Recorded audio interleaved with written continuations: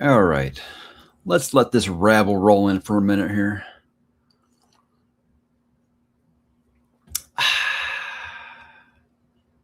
Hope y'all are doing good. Hope y'all can hear me. Okay. And as always, hope you can't hear my music so this doesn't get copyrighted and the channel gets shot down. That's that's always something I'm hoping against.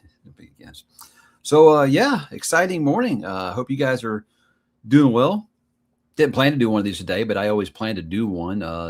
When I get to go back to the workplace. It's one of those things. I don't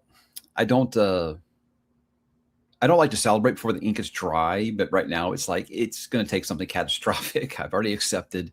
They've already made the offer. They're overnighting the all the employee stuff to me. So it's a target start date of July 1st. So exciting. It's worked out well. I think we were never really in like serious danger or anything like that because we had severance and I got to take 2 months off and that's been exciting. But I'm the type that loves routine, and I can't have routine when I'm just kind of lounging around the house. So I'm sure my wife's ready for me to go back. She's ready to get me out of the house and go back. So it's exciting. But I thought, what better thing to do on a Tuesday afternoon than talk to you guys? So thank you for all the responses in the comments here. Yeah, taking me a second to get adjusted here to the way I've got the screen set up. I can't see anything. Hang on. Let me see if I can adjust this so I can actually see the comments. That would help. All right. Super already. Thank you. Congratulations on your job. Watch Master Universe. Really enjoyed it. Are you excited for House of Dragon Season 3? I am. I kind of joked on Instagram that everyone's like, who's actually excited for House of Dragon Season 3? I'm like, me? I think the show is overhated. I understand people didn't like some of the slow parts of season 2. I didn't care for the haunting of Harrenhal. I thought that was kind of a little long, but still, I mean, what did everybody complain about the last few seasons of Game of Thrones? Oh, it was just too much of an MCU movie. Something was exploding every few seconds, right? And I was like, so now you guys just want everything to explode in a few seconds again? So all the reviews for season 3 are like really, really just like glowing, which has me a little concerned, but I'll be honest, I'm excited about it. I do think that the success of Night of the Seven Kingdoms it was a reality check for them to be like, maybe we should not veer as much away from George R.R. stuff as we started to. And I don't know. It sounds like Ryan Condal and George R.R. Martin aren't even on speaking terms anymore. So I don't know. I have no idea. What I've always said with the House of the Dragon was that they had wiggle room because the way that the book is written as a kind of an unreliable narrator. History is written by the winners and then kind of recounted by people with biases. So you could actually wiggle around some stuff. So I'm not real stickler for it has to be exactly like it's worded by Mushroom in that book. But I don't know. I've liked what I've gotten so far. It's got a great cast. So that's pretty cool. It's smaller. I was with one of the major oil giants that I'm sure you guys are all aware of. I don't like to talk about names particularly like that, but if you know, you know. It's a little smaller. It's actually honestly, it's about a mile away from my previous office, so it's pretty much gonna be the same commute for me. And it's a little smaller. The company I was at before them, it's about that size, medium size. It's big enough that it doesn't just feel like an office of, or the office. It doesn't feel like the office show where there's an office of like 12 people or something like that. So it's a bigger office than that, but it's not quite as big as the corporate behemoth that I was just with. So it should be an easy transition, I think. I did get it yesterday. I'm sorry, I didn't mention anything. I do have it right over there. I was actually going to wear it, and I was like, no, wait, I'll save it for the book haul. But I laughed. My oldest son, he didn't get it. He didn't get it. And I'll wait and let you guys see it on that book haul video. But it's quite amusing. His chair's a little higher. There, yeah, it's very very fun. And ball, Dustin. You do. Ball. Did I ever play mouse? Is that like horse? I don't know what that is. I did. It's been fun. Recharge the batteries a little bit. I finished my writing, by the way. I did finish writing my story. I still have an epilogue to write, so I don't know if I say like finish, but the main story I did finish. I finished the last chapter. I sat there with my hand hovering over the keyboard for the last sentence, knowing that was the end. It was very, very surreal, very emotional. It's very, very cool, though. It feels really cool to finish 598,000 words. So that's something that's obviously I know there's some bloat in there. Obviously, it's that kind of story where it's like I said, it's a slow burn and yearn kind of story. So it's something that I know when I go through rewrites, I would expect to shed probably close to 100,000 words off of it. So if I could release it like 5 parts, if I released it, don't get excited. Not that you would, but if I did release it, it would be like 5 parts and close to around 100,000 words per story. I think that would be the best target for that particular genre, of a love story.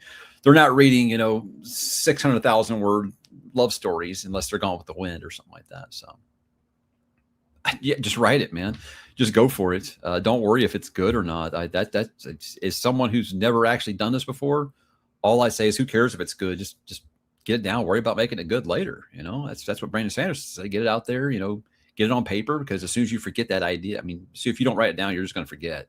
So write it down. Worry about making it good later. And that's kind of like the mantra I've used the whole time. Just write it down. But for me, it was more of a just to get it out of my head, because I couldn't stop thinking about it. And now that I'm done, I'm like, I still can't stop thinking about it. But hey, I get to. It is a story that takes place over 15 years of these characters' lives. So for me, it's going to be fun to go back and edit, because I get to say, hey, I get to go back and visit them when they were teenagers again. That's very exciting. It's fun. It's fun. Thank you, Kaiju. You are the best. I appreciate that. A lot of encouragement, honestly. I did get a lot of encouragement, not just from viewers, but also from from other actual authors that were really very encouraging to me. Jay Kristoff was very encouraging to me. The first time I had the idea, Chris Ferracchio, Philip C. Crantrell was really, really pivotal. I was still pretty early in it. It could have went either way. I could have stopped and just said it was a neat idea, but I'm just stopped. But he was very encouraging. I had that panel I moderated with him and Ryan Cahill up in Dallas, and he was just like very, very encouraging. And I really appreciate the things that he said. I'll keep what we said to ourselves, but it was very, very encouraging. So I think just get you a nice community. Everyone's been very encouraging about it. I haven't heard. I mean, I've had several people be like, hey, well, romance ain't my thing, but I admire you for going for it, and I get that.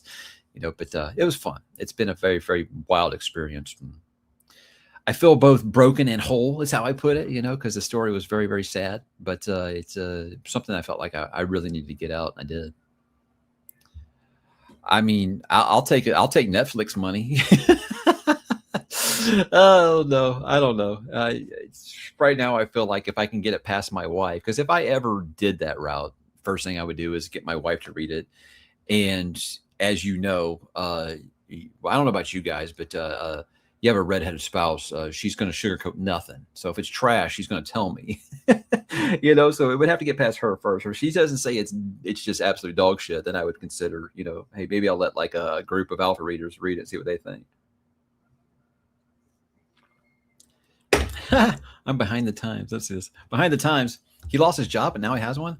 Yeah, I was outsourced at my last company at the end of April, and yeah, I've been interviewed a couple places. A couple of them are hilarious. Last one was a really, really good interview. I felt good about it, and we came to terms this morning. It's very exciting. So, like I said, things can always, fall apart in the 0 hour, but I'm not anticipating that happening. Well, I wouldn't go quite as far as to say author yet, or super employed. I'll just take just employed. That'd be pretty good. See, it's that there's no better, but either Michael J. Sullivan. He uses his wife as his alpha reader, and she helps him figure some things out. So that's definitely an inspiration. I'm like, look, she reads that genre, so she can tell me that, no, this is awful. Please don't ever let anyone see this. And it would crush me a little bit, but I would be thankful that she stopped me from letting other people read it and crush me. So it's a safety net, but also one that's very scary. Thank you. Appreciate that.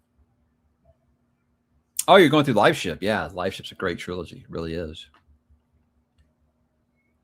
Oh, so you're coming up on the end. Yeah. Kenneth, man, what a tragically awesome character that Captain Kenneth is. Really, really good. Yeah, and you think about it, your spouse is going to have no problems being truthful with you. least that's the experience I have. And I mean, you need that. You need that. Again, if it can get past them and yourself, which I think are probably your two toughest critics, I think that would be the way to go. I read my story to my dog and she liked it, but she's, I assume you mean snored through most of it. Yeah. Dogs are pretty easy critics. As long as you're like, talking to them, touching them, feeding them, they're usually gonna be like, yeah, it's awesome. You're the best. You are absolutely the best. Oh, good to hear. Good to hear. It seems like it goes one way or the other. People are like, why did you recommend this book? Or, absolutely love it.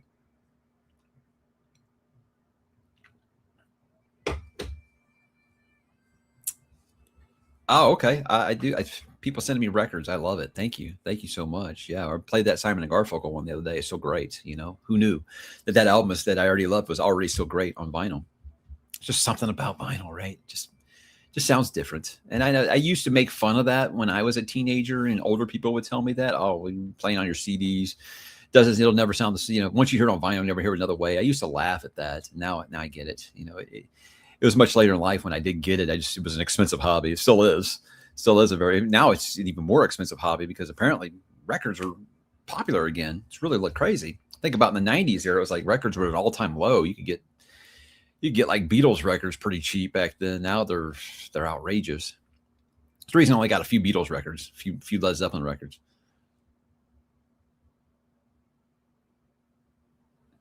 I mean, to me, I always treat that stuff as, it can be fan fiction, but it can also be done in a respectful way. That I think, if it's done respectfully and it still feels true to that. Basically, anyone that does I'm putting my own stamp on a thing, get lost. Go make your own story then. If you want to work in an established IP, follow the rules that the creator made. That's what I'm not saying you can't ever do anything different. I'm just saying make sure you stay true to the heart of what that story, what that character was. Like the new Star Wars stuff doesn't feel true to what George Lucas character, or the new Doctor Who, as I just ranted about on the last weekly update. That doesn't feel like any version of Doctor Who that I've watched over the years. Oh, good. Getting into Malfi, huh? Reviews in the book app. Also recommend me Fable. I'll be reading more Romeo. I did recommend Fable to everybody. Then I got to the point where I couldn't. I know that people have strong opinions about Goodreads. It's hard to leave. It's like Netflix. It's got problems, but you're so ingrained in it at this point. It's hard to make that change. Or my Kindle, why I won't make the switch to Kobo even though I have it. It's just you get so used to what works for you. It's hard to try anything else. But I'm glad you're getting into Malfi. I think he's great. Thank you. Welcome aboard. Happy to have you here. Always happy to have new folks showing up. It's really, really great. They've been talking about this for so long. I've reached a point where if they make a new Conan movie, I'll believe it when I see it. I honestly think he's too old to play that role now. And I know there is an older Conan character, but you know what? He's still ripped. He still can kick some ass. I'm not sure that Arnold can really walk without like what do they call that thing? It's not quite like a walker, but it's got like wheels. You just kind of like lean on it. I feel like he's got to use one of those to walk now.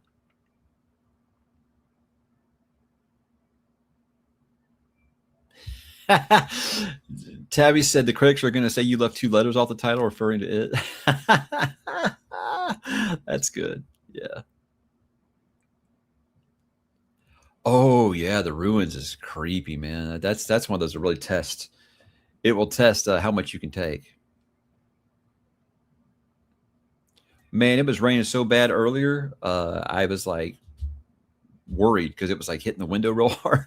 It's like, do I need to like board up the window? But that's just Houston weather. It's sun shining right now, but it'll probably be raining again later. I don't know. It's wild out here. It really is. Also, it's just one of those cities where, hey, everything's fine. Hey, we're flooding. What happened? That's just how it goes with us here in Houston. It's crazy weather. Katy, yeah, I think the Katie's had some flooding all over the place. Thank you. Appreciate that. Thank you. So you're reading Mistborn right now, book 2, 200 pages in and bored. Any recommendations?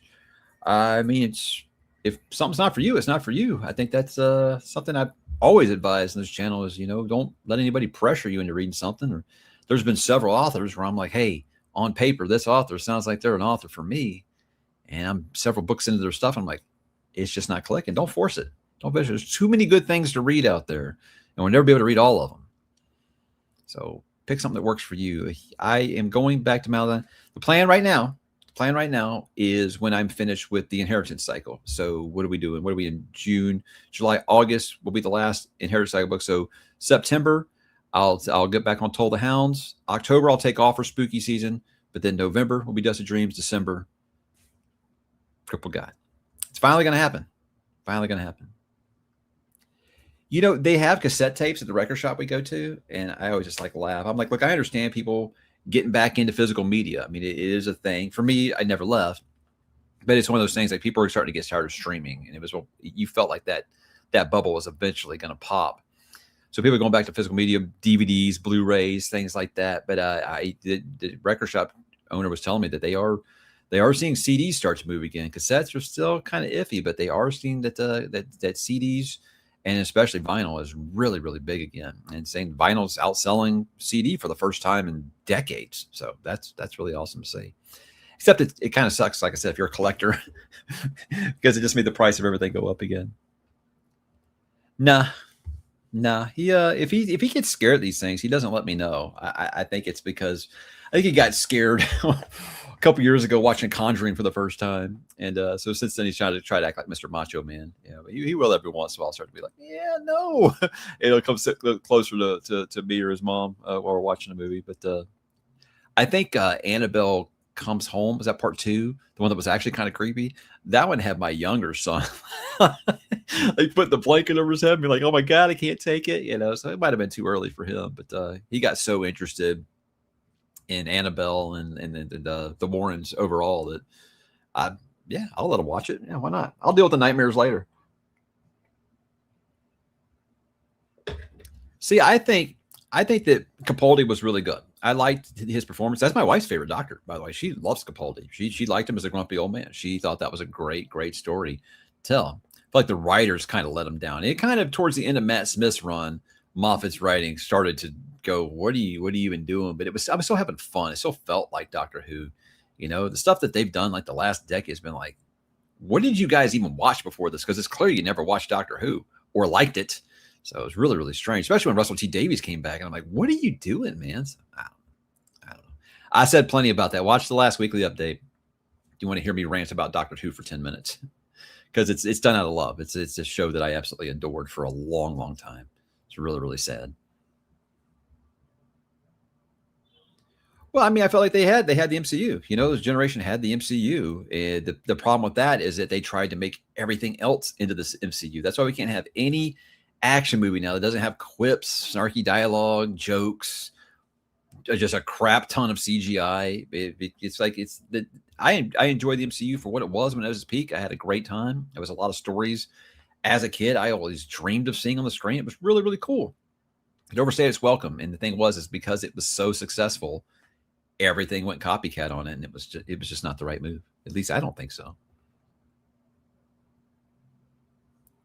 Another one where I felt like it wasn't his fault. The writing really did let him down there. Really, really did. Well, it's because you are a big deal. You are a big deal. Everybody's a big deal. Facebook's the one I respond to the least because I don't really use it very much. And when I do, I'm on my personal account. I'm not on the business account, which is the book reviews account. And I don't even see some of those responses until I go on there and be like, oh, okay, there's 400 notifications over here. So, but yeah, you're a big deal. That's why I responded. Here we go. Dark Tower. Just finished Wastelands on my elongated and first time read through the Dark Tower. I'm loving the content as much as I love the Fellowship. If you know me, that's high praise. Absolutely. I love the content. They are very much family by the end of that story. Very much.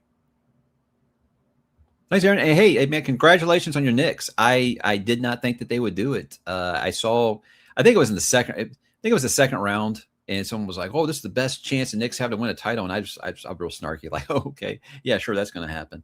But no, that was an impressive run. It was an impressive run. The thing was, when they were about to lose Game 4, I thought, so they're going to be that team who wins like 13 straight in the playoffs and then loses 4 straight in the finals. I don't know. I felt like, gosh, it's turning. They're going to end up losing this.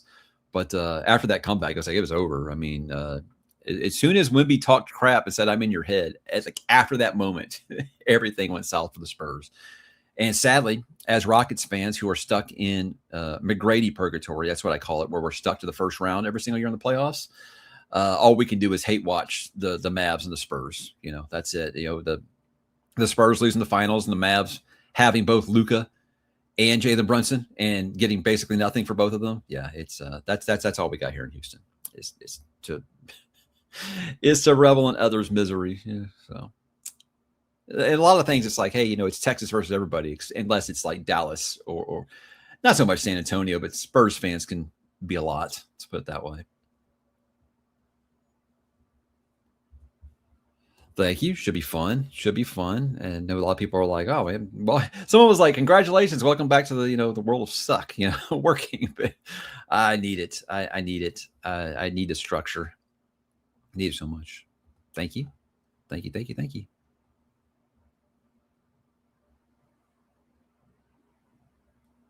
I did not get Atlantic of Mice and Men or a Gray Man manga.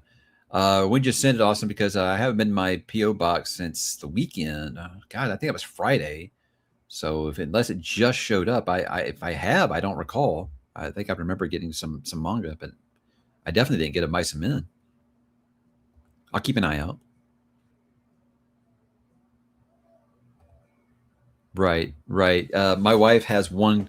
She has one cassette. We played it because the stereo I have has a cassette player on it. It was a Police album, and we listened to it, and it sounded better than I expected. But it did have a little bit of that, that sound a little bit that you can't do nothing about that.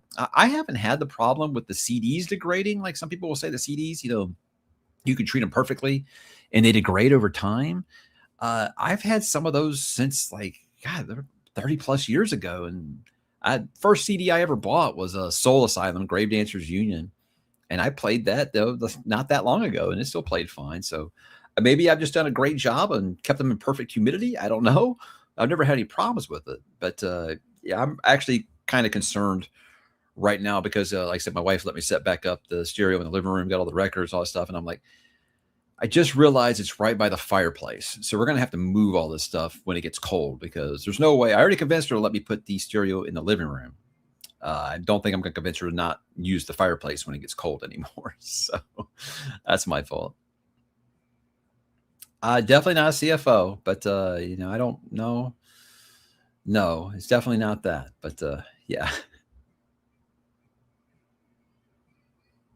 I don't know what that means, crap. But thank you, my brother. I appreciate it. I know him in real life. And it's not an act. It's just the way that he is. I don't know what's wrong with him, but hey, we love him for it. Oh, no doubt. No doubt. The thing was about coffee mugs. And I think I told this story before, was that it's a long time when I was still a real big beer drinker. My wife actually told me, hey, no more beer glasses. They're taking up too much space. Oh, okay, that's fine. So I started buying coffee mugs. So there are certain things you can get away with in marriage, and there we go. That is not true. That is not true. That is definitely not true. Just same as I had the last one. I just think it's when you work for a middle-sized company, I think there's more of a chance for visibility and impact. When you work for a big, giant corporate monster, you just feel kind of like another cog in the machine.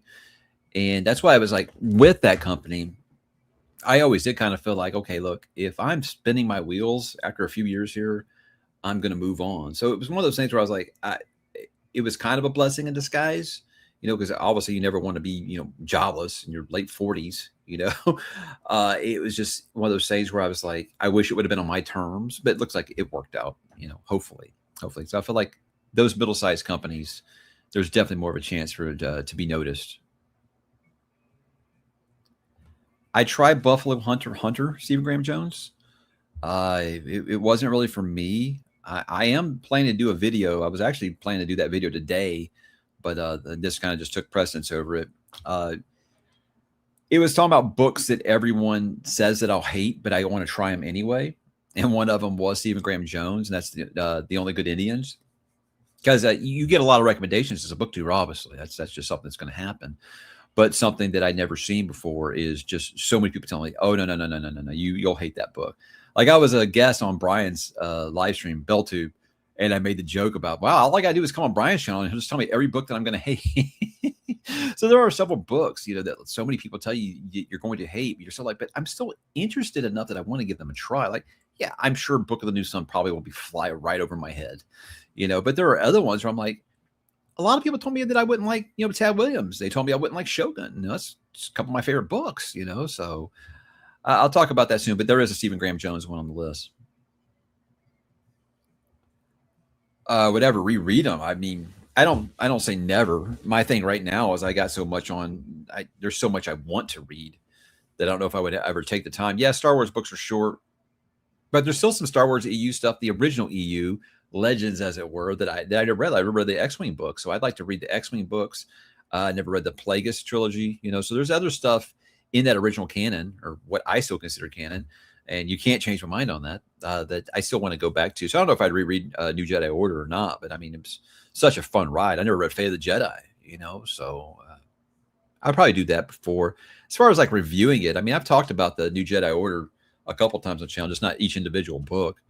Just don't know if there's an interest in each individual book, but I could probably talk about the Star Wars EU all day. I mean, that's it. I did. When it first started, I tried some of the new stuff. You get all these text messages and stuff once you start, recording something. That's how this works. By the way, for you record people, vinyl people, there is a sale on Amazon right now. Buy 2 get 1 free. So basically, records cost, if you do it that way, the price is basically what they should actually be charging for them. All right, let me go all the way down because I'm very, very, very, very far behind. So let me go down to the bottom here. So if you already asked something and I don't see it, just have no problems asking it again. Try not to spam me, but yeah, please hit me up again.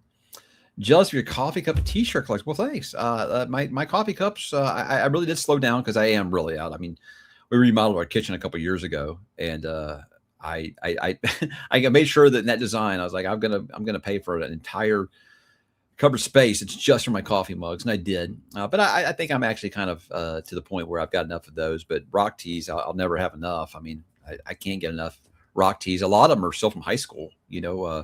I lost like 100 pounds when I started doing keto, and I was able to fit into my old high school t-shirts again. Some of them are just falling apart. They've been washed so many times, but we consider that vintage, right? It's like when you get a brand new Blu-ray or a new book, you want it to be pristine as hell, but you get like you buy a record and the dust jacket's like, the sleeve is like beat to hell. And you're like, that's okay. It gives it character. It's kind of how I feel about some of my t-shirts. As long as I don't have a rip, I'm used to it. I am used to it. I don't like to talk about money, but let's just say I gave them a number and they beat it. So I was very, very happy with that.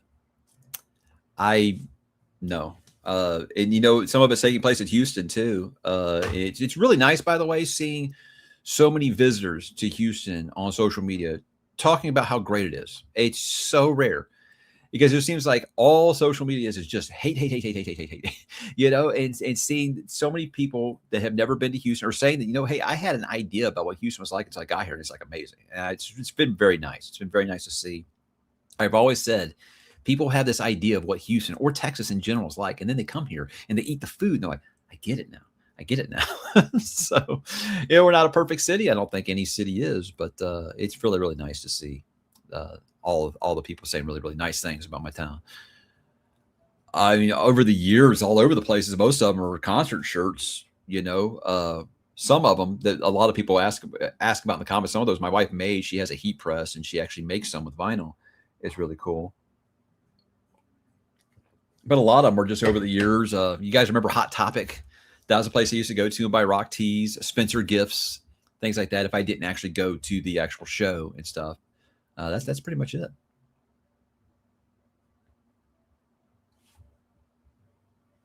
Let's see what else we got up here. Oh, hey, John. Thank you. Talk to you guys. I won't be starting potentially until July 1st. So our live stream for Forever War is still going to take place on Wednesday, as far as I know, unless one of you guys bail. And if Philip keeps struggling with this whole like 210-page book. Philip, he's very, very slow. Not really. Not really. Philip's very, very smart. He's just trying to read like 9 other books at the same time, probably. I don't know about this year. I am going to read at least the bridge novel. Or was it The Shadow of What Was Lost? I am going to read at least that one this year. And it's just, I don't want to put anything very, very brick-like and slow-paced along with Malazan. That way it will encourage me to finish Malazan. So it's really just going to kind of hinge on that. Say I reach out, I was like, that's a banger. I got to keep going. Because I've had so many people that I trust tell me that, I love Memory Star on Thorn too, but gosh, ℙ𝕤𝕤𝕣𝕠𝕜𝕤 is like even better. And that's a wild boast, I think. But I also think, Tad Williams, it's not like he became a worse writer over time. So I can believe it was pretty good.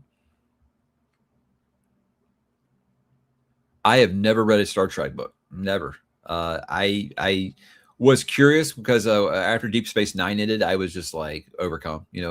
Deep Space Nine was like peak Star Wars story or Star Trek storytelling. It was just so good. It's like I love Next Gen. Next Gen's probably my favorite. But Deep Space Nine, as far as like story arcs and characters, it had the best evolution of any Star Trek show ever. And I wasn't ready for it to end, really. The way that I felt like they could have got at least another year out of that show. No doubt. The writing team was just on their stuff. So I was interested in reading some of those books. I just never did it.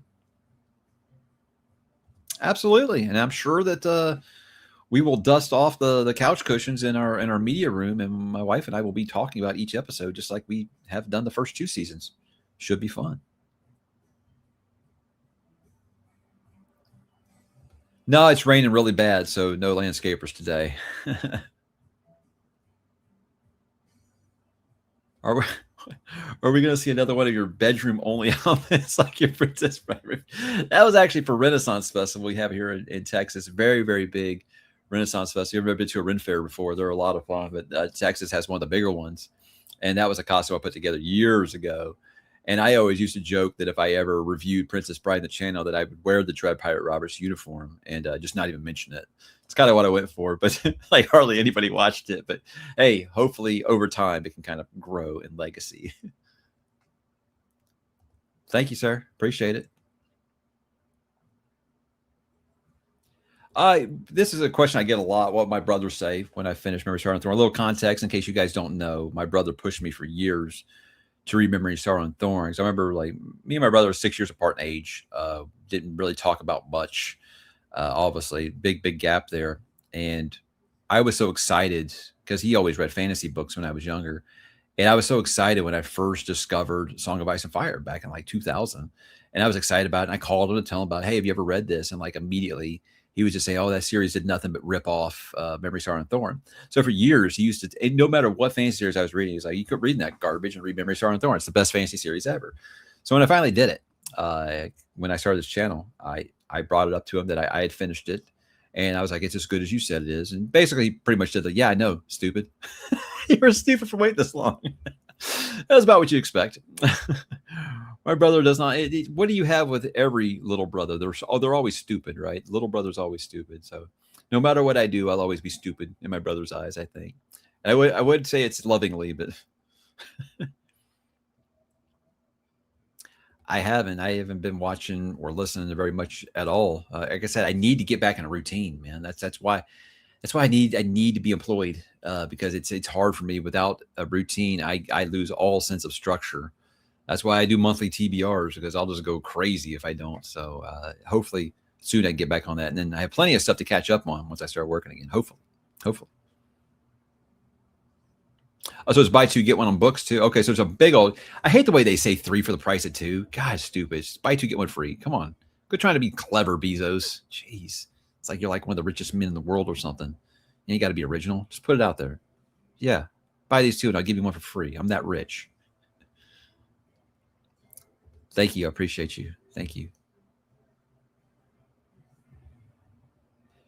Coco by Peter Straub, the book that Ronald Malfi mentioned to you during your. Okay, I know that I wanted to read Ghost Story. That's probably the Peter Straub that I'll do first. But yeah, Ronald Malfi recommended several books to me when I talked to him. What Kind of Mother is one that really, I forget the author, but what he told me about that book sounded very, very interesting. Okay, so this says it has better pacing than Memory, Sorrow, and Thorn. It's still Tad Williams. He goes nowhere fast, but the books actually move forward at more than the snail's pace. That is a common criticism. For me, if your atmosphere is good. Now, I'll be honest, Stone of Farewell, there were some parts where I'm like, all right, Simon, get out of the snow. Let's move on here. You know? So I get that. I'm on book 8, Toll the Hounds. I love these books, though the author can get a bit perv sometimes. Stephen Erickson, he doesn't peek away from anything, that's for sure. Yes, all right, Deep Space Nine lovers. Here we go. Deep Space Nine, absolutely. Think about it. There's like so few sci-fi shows at the time that were doing serialized storytelling like that. I mean, Star Trek was famous for the procedural, the 40 minutes, and you're going to go to a new planet. You're going to beginning, middle, end, towards the end. It started with Babylon 5 for me. J. Michael Straczynski with Babylon 5 was at the time, was like, I had never seen anything like that. Just this huge story arc that lasted seasons of TV. And, a lot of people, there's even J. Mike himself, has been quite vocal about how Deep Space Nine, how he pitched the show for Star Trek show, and they turned it down. And then what do you know? They come up with a show that's got a lot of his ideas in it. So I think it's very, very important to trademark all your stuff. I think that's a very, very good lesson. But yeah, Deep Space Nine, Babylon 5, both great stuff. If you can handle some of the bad special effects that have aged very, very, they were ahead of their time in the 90s, but they've aged very poorly. I would love if they gave Babylon 5 the remastered treatment like Star Trek Next Generation got, where they fix all the really, really bad effects. That would be amazing. I just don't think it's got the audience that Star Trek does.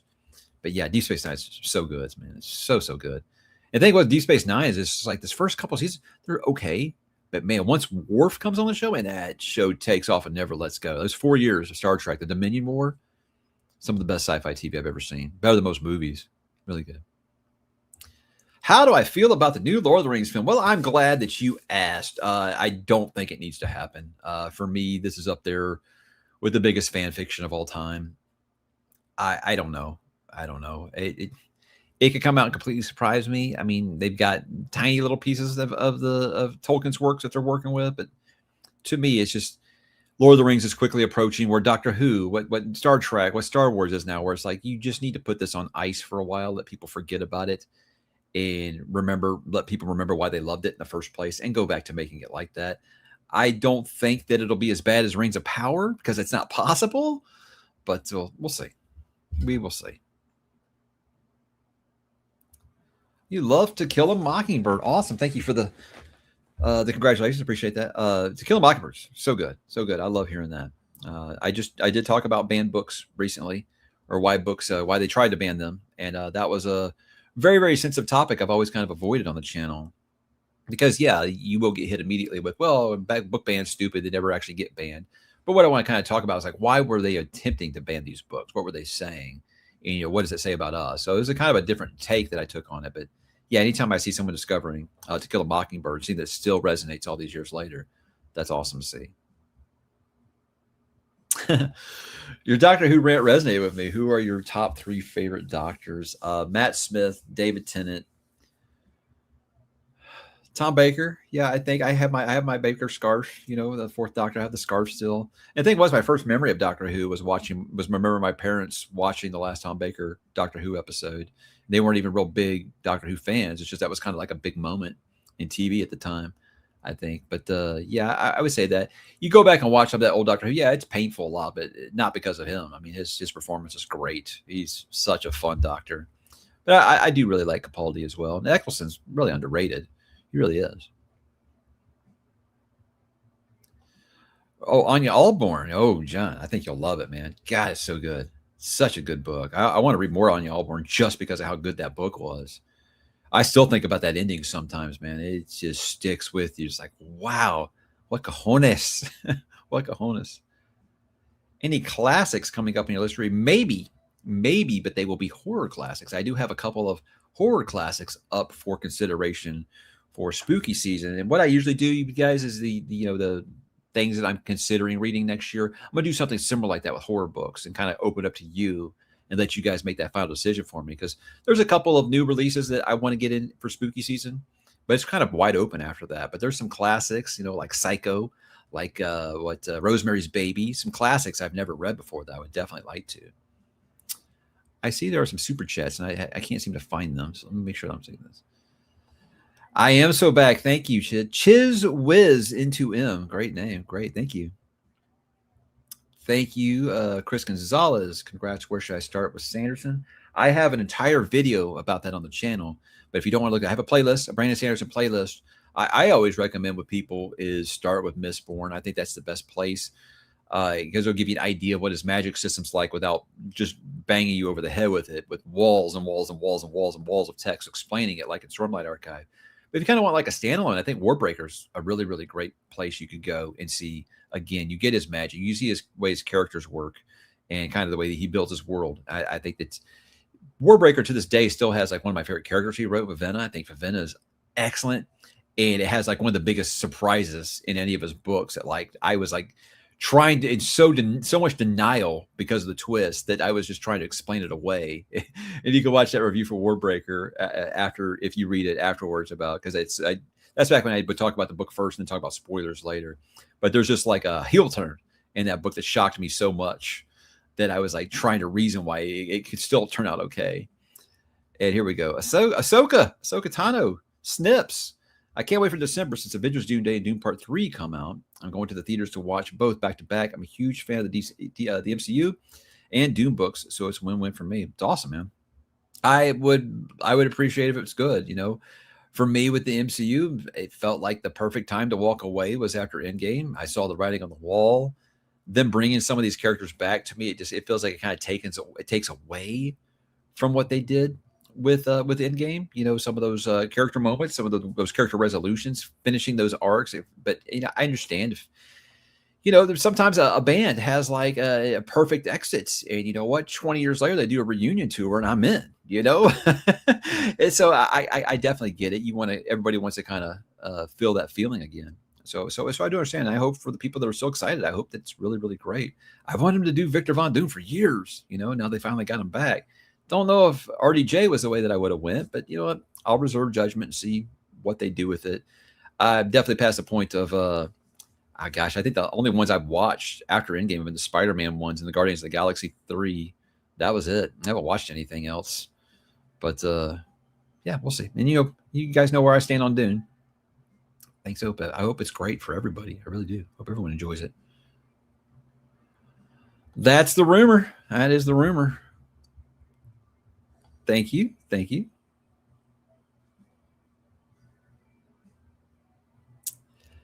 Thank you. And you know, I'm with you, Marty. And see, now you don't have to open a can of worms. Huge Fleetwood Mac fan, obviously. And the thing is, for so many years, I've felt like they're so freaking underrated. It feels weird to call a band that's sold millions and millions and millions and millions and millions of albums one of the best-selling albums of all time in rumors. It's like, how is this band underrated? Because I just think when you talk about like greatest rock bands ever, you'll hear Pink Floyd, you'll hear the Stones, you'll hear Cream, you'll hear Clapton, you'll hear Bob Seger, you'll hear, you know, Led Zeppelin, Queen, all these bands that you would expect, and no one ever mentions Fleetwood Mac. And I'm like, they're so amazing. That lineup, the Buckingham Nicks lineup, is just so incredible. And anytime they did anything together, it was amazing. So yeah, I'm with you. I definitely feel it feels weird to call a band that sold that many albums underrated, but they really, really are. There's a lot of people think it's just this album. That's it. And it's like, no, they had 5 incredible albums together. And also the live album, The Dance, the reunion, was really, really great too. Lots of new songs on there. Wait, what? Did you tell the new company you come with a sidekick from the great north? No, I was thinking I would just follow your lead, Brian. I just get a cat and take a cat with me everywhere. Just have it like perched on my shoulder when I show up. Just don't even acknowledge me. And I'm like, what's that about? I'm like, what are you talking about? Just pretend I don't even see it. Think that would go over well? Yeah, I think that'd be great for a new workplace. It'd be really, really awesome. I gave you a shout out earlier, Brian, about how I went on your live stream and you basically told me every book that I would hate. So I'll make sure I mention it in the next video that I do. I think I got another super in here. Go, let's see. Crash might be doing your job. Hope things will be better for you in the coming months and years. Me too. Thank you. Thank you. I hope so. I didn't have a bad time where I was. It's just the last 6 to 8 months was just nothing I'd wish on my worst enemy. No doubt. What do you think of the Odyssey backlash? I think it's deserved. It's some of the decisions. I'm just like, I mean, I feel like Christopher Nolan's earned my trust at this point, but I don't feel like he's trying to hide anything. And I'm just like, I just some dumb decisions. And especially when we already have a movie like Troy, which I think is bullshit that people are saying, oh, nobody liked Troy until now. Bullshit. I loved Troy. Like I said, I talked about the Helen of Troy and the Trojan War for a couple years in high school. The back-to-back years, I cheated and did a book report on the same thing because the teachers didn't know. So I've always been really interested. And I was there for Troy opening night, went and saw it in theaters twice. I thought it was awesome. And the director's cut's even better. So for me, I feel like I've got something really great to hold it up against. And this, I don't know. I very much hope for the best, expect the worst with just about all new movies now. That's sadly just where I've been beaten down to that. And if you want to blame my age for that, some people say, well, that's just because, your age, that's what you get. Maybe. But I was like, you can't look at, the quality of the 80s and 90s where there's 4 or 5 huge movies every month. And now it's like maybe 4 or 5 huge movies a year, at least, not just talking box office, but just like acclaimed movies that people will be watching 25, 30 years from now. So again, that's all a matter of opinion, I think. Alberto Santos Dumont, from all the books and book series you read, what do you think is the most overrated horror book or series, fantasy book or series, or sci-fi book or series? Oh my goodness, overrated. Oh man. I think Hollow Spaces by Tim Kingfisher is probably like the most overrated horror book I've read. I don't understand why people thought it was so amazing. It had a neat idea. It's that MCU problem that I had. Every time she was actually starting to write something scary, she'd ruin it with a joke, or her cat would jump out or something. It got very, very annoying. And it was like, look, you're writing a horror book and your audience, your reader's getting scared. Let them be scared. Don't ruin that with a moment of levity. I think that's a very, very poor decision. But I think, again, that's just the times that we live in. Most overrated fantasy book or series. Gosh. I hate to use the word overrated because I always feel like overrated is just, just because you don't like something doesn't make it overrated. So for me, I mean, maybe something that I just didn't get. Gosh. Is the Lightbringer series count as overrated? I don't know. I feel like I've dunked on Brent Weeks too much lately. I think I would probably. And when I say this, I don't mean it in a derogatory fashion, because I think he's a very, very good author. But I just don't get Mark Lawrence. I just don't get why so many fantasy readers, grimdark readers, love his stuff. Because I read his stuff and I'm just bored to tears, or I think his characters are complete psychopaths, and I just don't get it. So I would go as far as say overrated, but just maybe it's just not clicking with me. Sci-fi, geez, I haven't read enough, I feel like, to actually make a real big stance on anything.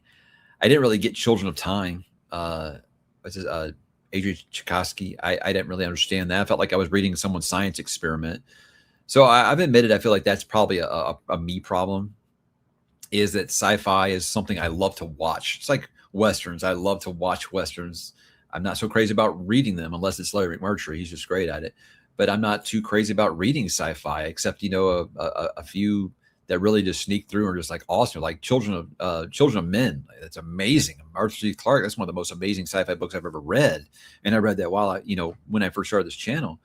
So it kind of goes both ways. I can be completely wild, but I can also be like, this is the thing that everybody talks about so much. So yeah, I don't like to use the word overrated, because I hear so many people, oh, the Beatles are overrated. Why? Because you don't like them? I don't think that makes them overrated. I think that they're rated appropriately. They were very inspirational to many, many musicians. But I can understand if you just don't get it, or you don't see why everyone holds them to such up on a pedestal. I get that. So I like to use that instead of overrated, because every time I hear, oh, Shawshank Redemption is the most overrated movie ever. Is it though?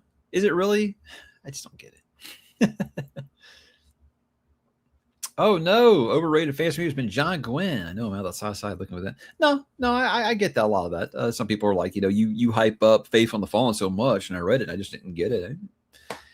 It's almost like reading is very subjective. Again, so many of my viewers love Mark Lawrence, and I read his books, and I just don't get it. So it's just sometimes an author just doesn't work for us. Okay, here we go. Science fiction and literature is better when it remembers it is also fantasy. Fight me. Yeah, this is like I've had for years. Dune is the greatest selling science fiction book of all time. It's not the greatest selling science fantasy book of all time. You look at the spine; it says science fiction. So, for me, if it has spaceships, has intergalactic travel, it has lasers, pew pew. To me, that's science fiction. That's always going to be science fiction for me. But I don't think something like having great houses, feudal systems, something like that. I don't think that makes it automatically fantasy. I mean, that would make all of our history fantasy. So I don't know. I don't know, but I get where you're coming from, John. And you know what? You're a much more experienced author than I am. He's got another book coming out. He's kicking ass. I did a cover reel for him the other day. So check out his stuff. Children of Men was a great movie. Yeah, very, very sad. But I don't think that something does have to be happy for me to say that's really, really great, no doubt. I mean, I think Pink Floyd albums are sad, but they're great, aren't they? They're amazing. Way of Shadow, is that Brent Weeks? It took me years to finish. I've seen it. Didn't have 3 times for actually getting through it. Man, I couldn't read Night Angel. I tried a second time, and I think I hated it even more. Oh. Do you really want to hurt me? I think you really want to hurt me. Love Red Rising. Gosh. And you found Lonesome Dove boring? Ouch. Ouch. Man. Any advice for starting Lovecraft? Yeah, just pick one. His stories are like usually less than 20 pages. Just pick one. Go for it. I've got a live reading of one on the channel. You can check that out if you want. It's really, really short. What I love about Robert E. Howard or Lovecraft is you can just pick up one and just read it. It doesn't matter what order or nothing. You don't have to have like an established. You don't have to know anything. You can just kind of go in cold, and it doesn't overstay its welcome. What they pack in those 15 pages is amazing. Yeah, all right. You're just trying to hurt me now. I really think so. The Homeland. Thank you. Appreciate that. All right, what's my second favorite Ronald Malfi book? Red Black Malfi was great. Don't know where to go next. I really, really enjoyed December Park.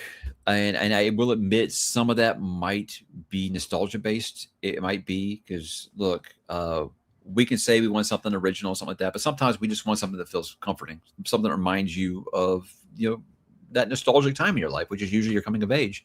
December Park, they were teenagers in the 90s. That was me. And I felt like the group of friends he wrote, that felt like my group of friends. It really did. So that's why that one really, really resonated with me. It's really good.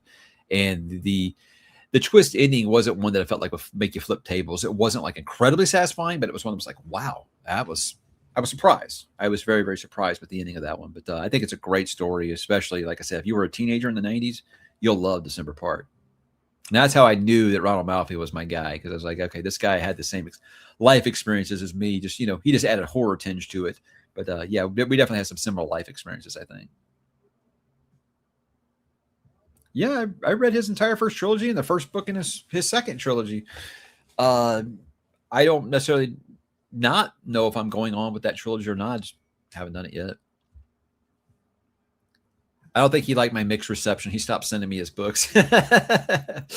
I love Justice of Kings. God, it was so good. And just each one I liked a little less. And then the new series, I think what I said was like, he's got 3 POV characters, and I really liked one of them. Yeah, I brought that up. I brought that up when I was talking about Stormlight Archive. Is sometimes think about, put it in music terms, or a movie, something that you really, really enjoyed as a kid. You go back and watch it or listen to it now, and it hits differently. You might like it more. You might like it a lot less. And I feel like, yeah, people change. More you read of fantasy, maybe you found fantasy that clicks with you more than Brandon Sanderson does. That's okay. It happens. Think about a lot of the music that I listen to now. If I'd listened to it when I was younger, I'd be like, this is bad. What are we doing? There we go. That's more my speed. There's more my speed. Got my sign right here, right there. My Lonesome Dove sign. Yeah, that's it. My wife thought about that when she was reading it. She's like, I've read like 40 pages and they haven't done anything. My God, am I having a great time? That's what I like. I'm just going to decide to stop being a bum, sitting around the house doing nothing. Why not? So fun. Needed the recharge. It's been good. Spent some time with kids. Got some projects done around the house. It's been a good time. Finished writing my story. So worked out pretty good. No, that's okay.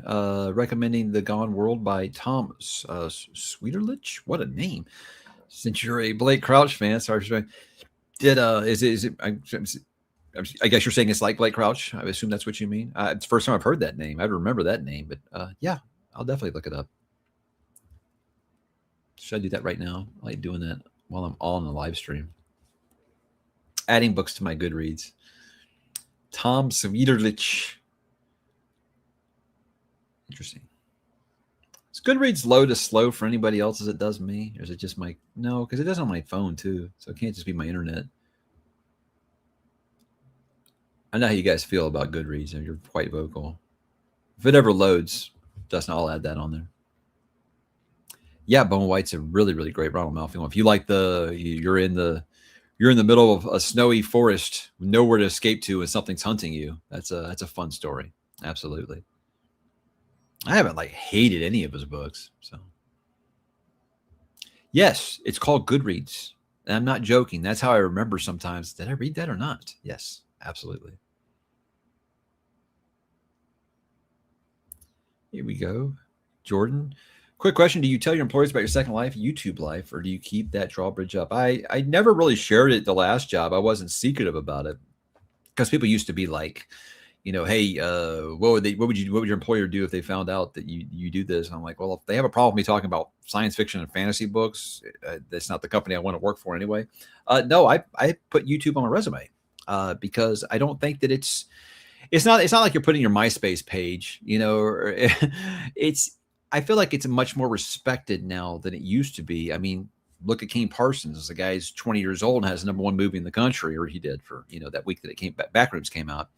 I think YouTube's taken a lot more seriously than it used to be, especially if you have something in a job where communication is important, marketing is important. I don't think that there's any problems because when you run a YouTube channel, you're writer, director, producer, editor. These are valuable commodities to a lot of employers. So I had absolutely no problem putting it on there. And they were very interested in the interview. And they did ask, hey, what do you talk about in there? And they're like, oh, what's the channel called? And they all three of them that were interviewed wrote it down. So I don't know if they actually looked at the channel or not. But again, I feel like if any employer watches what I do, what I do on this channel and has a problem with it, again, it's not quite the company that I want to work for because I feel like I'm at worst PG-13 sometimes. I mean, I can count on one hand how many times I really swear in these videos, so I think that I'm a family-friendly channel for the most part. Thank you, sir. Thank you. As of this morning. Oh my gosh.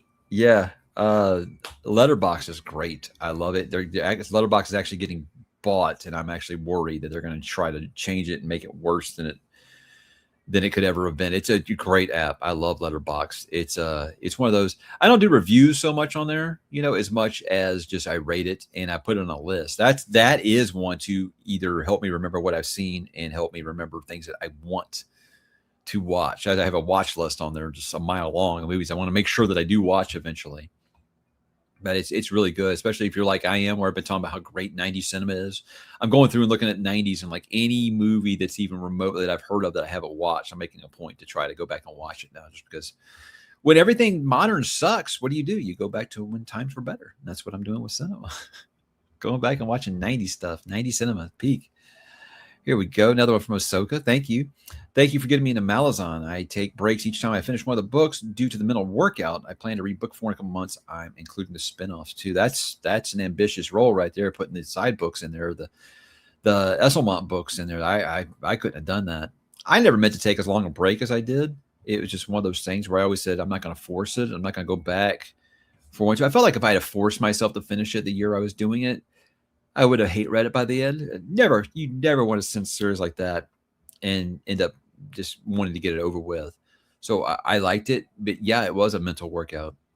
It really, really was. But people are like, are you worried about not being able to remember everything when you go back to it? And I'm like, I didn't understand it the first time I was reading it. Why would I have a problem remembering it now? So another one. Deadhouse Gates is my favorite in the series so far. I love Deadhouse Gates. Deadhouse Gates was my favorite because I loved Ikariam and Mappo. I like their story a lot. That was my favorite until I got to Bone Hunters. Bone Hunters is the first moment in the series where you go through the best year and you're like, oh my God, I know every single one of these characters. It felt really good and the action was amazing. Egerton, that battle in the middle of the book is just one of the best I've read in fantasy. So, but yeah, I would go Bone Hunters 1 and Deadhouse Gates number 2, without a doubt. Really, really good. If you like book 4, or did you say you finished book 4, or you're about to read book? You're about to start book 4. Yeah. Okay, because I think Memories of Ice is when a lot of people are like, okay, this series is amazing. It is. It is. 4 both was a book I wasn't nuts about, but also introduced one of my favorite characters in the series, in ℙ𝕦𝕤𝕒𝕤𝕤, this incredible character, Conan-style character. Very, very good. But what's frustrating about book 4 is that he actually writes, he follows one character for a long time. It's really good, and then he stops. But yeah, it's an interesting series, and that everybody has likes and dislikes about it. It really is very unique. That's what I'll always say about it. It's very, very, very unique. I don't feel like there's anything I've ever read where I'm like, oh yeah, that's like ℚ𝕤𝕤𝕒. Not really. So yeah, I was laid off about a decade ago. The company paid me 3 months severance and about 100 hours of unused PTO. I collected unemployment for a month and got hired within 30 days of the layoff. I ended up making money. Hopefully something. Yeah. So my severance, again, I'm talking too much about money, but my severance basically would have kept us afloat until probably October, November. So yeah, we'll actually be fine. We'll actually be fine. So it's cool. It worked out. It's a risk you take, you want to go find something new when you're working through a position where you can be open to severance, but it rarely works out where you're like, okay, I want to have a new job lined up the second that I end that. This couldn't have gone better because, did get a couple of months off. Like I said, recharge the batteries. There was a lot of mental exhaustion working through outsourcing. It really is. But yeah, it worked out pretty good. Can't complain. In the Woodlands, same place as the last job, the Woodlands.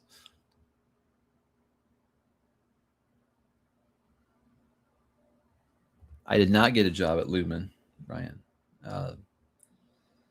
Nor would I accept that. No, I wouldn't do that.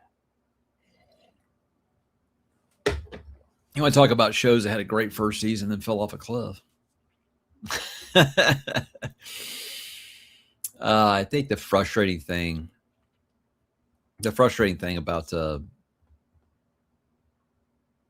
lot of these streaming shows now is just that wait between seasons. It's just so frustrating. And they can talk about, the production, the value, and all that stuff. It's like, man, you got YouTubers making big budget movies now in 6 weeks. Maybe apply yourself. I don't know. I get something like House of Dragon because obviously the special effects shots are like huge. It was like a show like Severance, you need 3 years between seasons. I read this story about Ben Stiller talking about how they took them 6 months to do a shot of him running down a hallway. Fucking serious? Yeah, break. That sounds like too many cooks in the kitchen. Yeah, I wonder something like that. Say you have like a severed version of yourself, and like one version of you loves a book, and the other version of you hates it. Do you think that's possible? Because I've said sometimes, your mood and where you're at in your life at the time can affect where you're at. So like your depressed version, is at work, and then your happy-go-lucky version is outside of work. Who knows, or whatever. That would be interesting. Oh, the Batman too. Here's what I say about that is like I like the Batman. I don't think I'd ever watch it a second time. I don't know. It's not nothing against Pattinson or whatever. It's just like my big thing with movies, TV shows is too long between seasons. With movies, the movie's too long. Like a lot of these movies, like, do they have editors anymore? It feels like they got Brandon Sanderson's editors because all these. Do we really need 3 hours from Wakanda Forever? For real, do we? It's like Endgame, 3 hours made sense. You had a lot of storylines, a lot of characters. You didn't want to shirk on any of that. I got it. I understood why they needed a 3 hour movie, but I was like, everything needs to be 2.5, 3 hours now. And I get a lot of okay, boomer, with stuff like that. Like I like long movies. Like good for you. Good for you. I like, the 90-minute, 100-minute movies in the 90s where they told a full story and it never felt like the movie dragged like at all. Because I feel like every movie that I've watched, it's almost 3 hours the last few years. Like F1. I thought F1 was a great movie. Could have been about 30 minutes shorter minimum. There's plenty of stuff they could have cut out of that. So To me, it's more about not really trimming out the fat, but put out a director's cut. Do that with get back to putting out the deleted scenes on Blu-rays again. I think that'd be a great idea. Wait, what are we talking about? I think I missed the first part of your. I don't know what this is in reference to. Talk about shitting all over the source material. I don't know what you're referring to. Oh, that happens a lot. The writer's strike screwed that show. It was never going to recover. Yes, and I mean that thing is where we're showing so many of those to our kids. We have family movie nights. Like, you have young kids. Do you know how hard it is to get them to sit there for 2+ hours? Especially my youngest, who's on the spectrum. That's very, very hard. So it's like, yeah, I look for 90-minute movies, especially kids movies. Why are kids movies 2 hours and 15 minutes now? What are we even doing? It's nuts. I get that. Oh, my oldest made fun of me. We went and saw Avatar. He was like, because I had to go twice during Avatar, the newest Avatar, and he was like, "Good Lord!" I was like, "Hey, you bought that freaking big ass Coke." So I get it. Man, I've heard it's great. I have, and I believe that it is, because I feel like a lot of stuff can be prestige television. Like everybody tells about Andor, how great. I'm sure it probably is. It probably is. It's just, I think I got so burned out on the superhero stuff that like I don't want to watch anything anymore. I mean, I didn't even watch Fantastic Four, and that was something I wanted them to make for a long time. So it's just, I went from, I really wish they'd make these movies to just like, I wish you'd stop. It's really sad. Oversaturation isn't the only problem. Creative decisions isn't the only problem. I think anytime something works, we just there's just so much of it, and I don't need any more. I went and saw Superman just because I was like I would love to see as a big time DC Comics fan, I'd love to see something as good as what the MCU's original run did with that. And I still don't think it's going to happen because Supergirl looks atrocious. Could turn out good. Clayface could end up good. I don't know, but I don't feel like I'm getting the comics that I read for so many years. But it's just me thing. I'm tired of it. Is that why he gets the big cup? Because he's got to take bathroom breaks during the movie? But see, something like the Odyssey, you would expect that to be 3 hours. That's an epic should be that long. Something like that should be that long. And I got all this heat for saying that I thought that there was no reason that Project Hail Mary needed to be 2 hours and 40 minutes. It was good. I wasn't talking about Project Hail Mary. And because then when the movie was good, it was like, see, I told you. You're missing what I'm saying. Is I feel like, could you have made a version of Project Hail Mary that was just under 2 hours and just as good? Probably. I think so. With me, it's just like, I don't think that we need to have every movie being 2 hours and 40 minutes to 3 hours now. It makes no sense. When is the next Stephen King video? Because I'm here for it. I got to do Blaze still for Into the Multiverse. I don't know because with the way that spooky season's lining up, I want to put a Stephen King one in there. I want to make sure it's a scary book.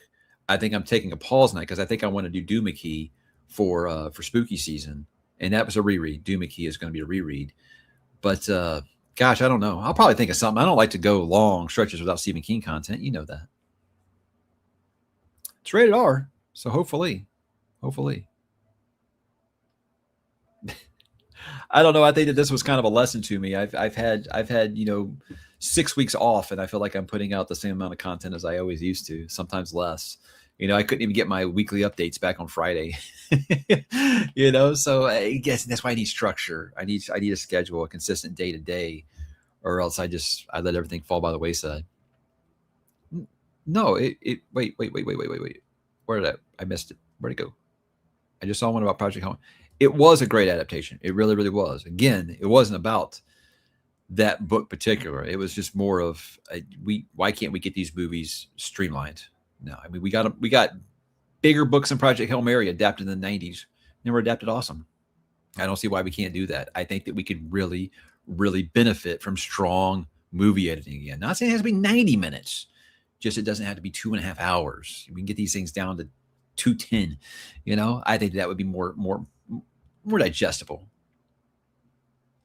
I've read Between Two Fires. I read that one. It's good. I was still kind of hoping that Broken Binding sends me one of those new ones because it looks really, really rad. You guys like me that any Broken Binding book you get, even if it's a book that you've tried and didn't like, you're considering doing it again because the artwork's so amazing. That's me with Three Body. I want to retry Three Body Prop because their editions are just so stunning. Are there any books that made me feel like watching the Backrooms?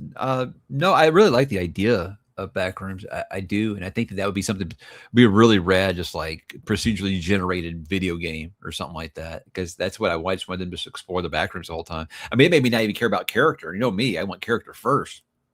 But Backrooms, the idea was so neat that I just wanted more of the Backrooms. So I think it would be more something like that than I want to read it. I don't know.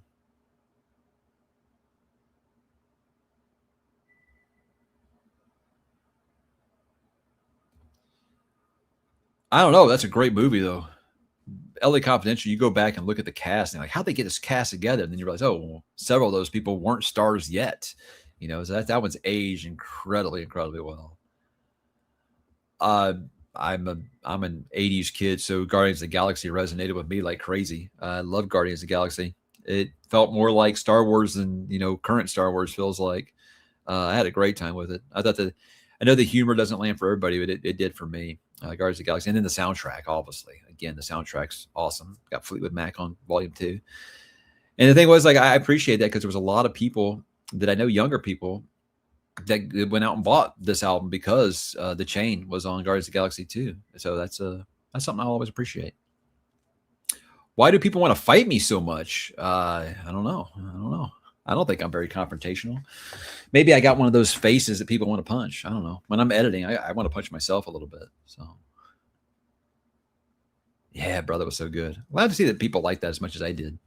So a lot of times there'll be a book that I really love, and I talk about, and people are like, I don't get what you're talking about with that one. But that and Black Mouth, I've gotten really good feedback that people liked it as much as I did. That's awesome. Oh man, the freaking found footage craze. Gee, like to this day, I can't stand found footage. The little bit that they did in Backrooms was good. I liked what they did with that because it wasn't really as much found footage. It's just like that was the POV of the character. That made sense. So it's pretty good. But yeah, I mean, I got so sick of found footage. Like when we do our spooky season stuff every year, I'll only let my wife pick one. One. We were going to do Hell House this past year, and we didn't get to it. We were going to do Hell House LLC. Never saw that one. But Rec, I think Rec, the foreign language one, was the first one that we'd watched in a long time that I really liked. So maybe just enough times passed. Grave Encounters was a neat idea because it kind of did something a little different with found footage than I'd seen. But yeah, good Lord, man. I got so sick of the found footage thing. That's just Hollywood's always been kind of copycat.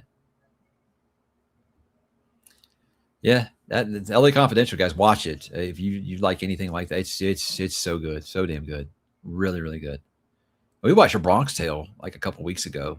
I'm happy to say Bronx Tale has aged incredibly well. I was worried it's one of those things that I just loved in my memory, and I never understood people comparing it to Goodfellas. I don't feel like it was like Goodfellas at all, except it's like someone recounting their life story. I don't think, but I think if you like Goodfellas, you'll really like Bronx Tale. Yeah, it's good. Now you just can't leave. I love it. Love it. Thank you. Appreciate it. So we were at a cookout for some people with my wife when they finished school. Because usually when I cookout with them for teacher friends, and there was a gentleman there who was from London, and he'd only been living here for like a couple years, and we were just talking tunes the whole time. And he told me, yeah, that the chain, the do do do do do do do do do do, that part, he said that used to be like the Formula One theme, and I was like, that just sounds awesome, way better than what we do for NASCAR. Really, really cool. Cloverfield was a neat idea. Those sequels have all been worthless. I felt like there was so much room to play around with that mythology. I just don't feel like they've ever really, really done it. But yeah, I was really excited when the first Cloverfield movie came out. Fun monster movie. I read Ringu. Yeah, yeah, yeah. I talked about that. This is one of my favorite horror books of all time. That's the most viewed video on my channel. I talk about that. I love A Race Against the Clock. That's a formula that I don't feel like ever gets old. It's really fun. A Race Against the Clock is just something you've always everything just feels like so frantic. I love it. Yeah, that's what I heard. That's why I was putting it on our list. But we got so bogged down last spooky season. We made a long list and made the video on over on my other channel, and we had all those plans, and then we forgot we planned a vacation in the middle of that month, and it just threw everything off. So I think we only did like 8 or 9 movies for spooky season, and people are like, "Well, that's a lot." No, we usually do about 20 for spooky season, So that well, hopefully we can get back on the ball this year. I think we will. Oh man, I'm so excited! Look, it's the person who's like, "This gaming generation is terrible. Quit making remakes and reboots." That's one that I'd love to see, just like with modern controls, because I know that a lot of people, a generation behind me, hate it when I say this. I think the N64 controller is maybe the worst controller ever. I would love to see it done on a controller that doesn't suck. I think the Switch Pro controller is really good, and a frame rate that actually is nice. It looks awesome just from the little clips that we saw. Every time there's a Zelda release, the fans have a civil war about the art style. They've never liked an art style. I was there for the Wind Waker war of the early 2000s. It was very, very bad. But Zelda is my favorite franchise in gaming, and Ocarina of Time is my favorite game of all time. So yeah, I'm very excited for this. Absolutely, that will be a day one purchase for me, no doubt. Nirvana, the band, the show, the movie. Not familiar with that. No, I've heard people tell me about Disclosure Day. Look, Spielberg was like everything to me when I was younger.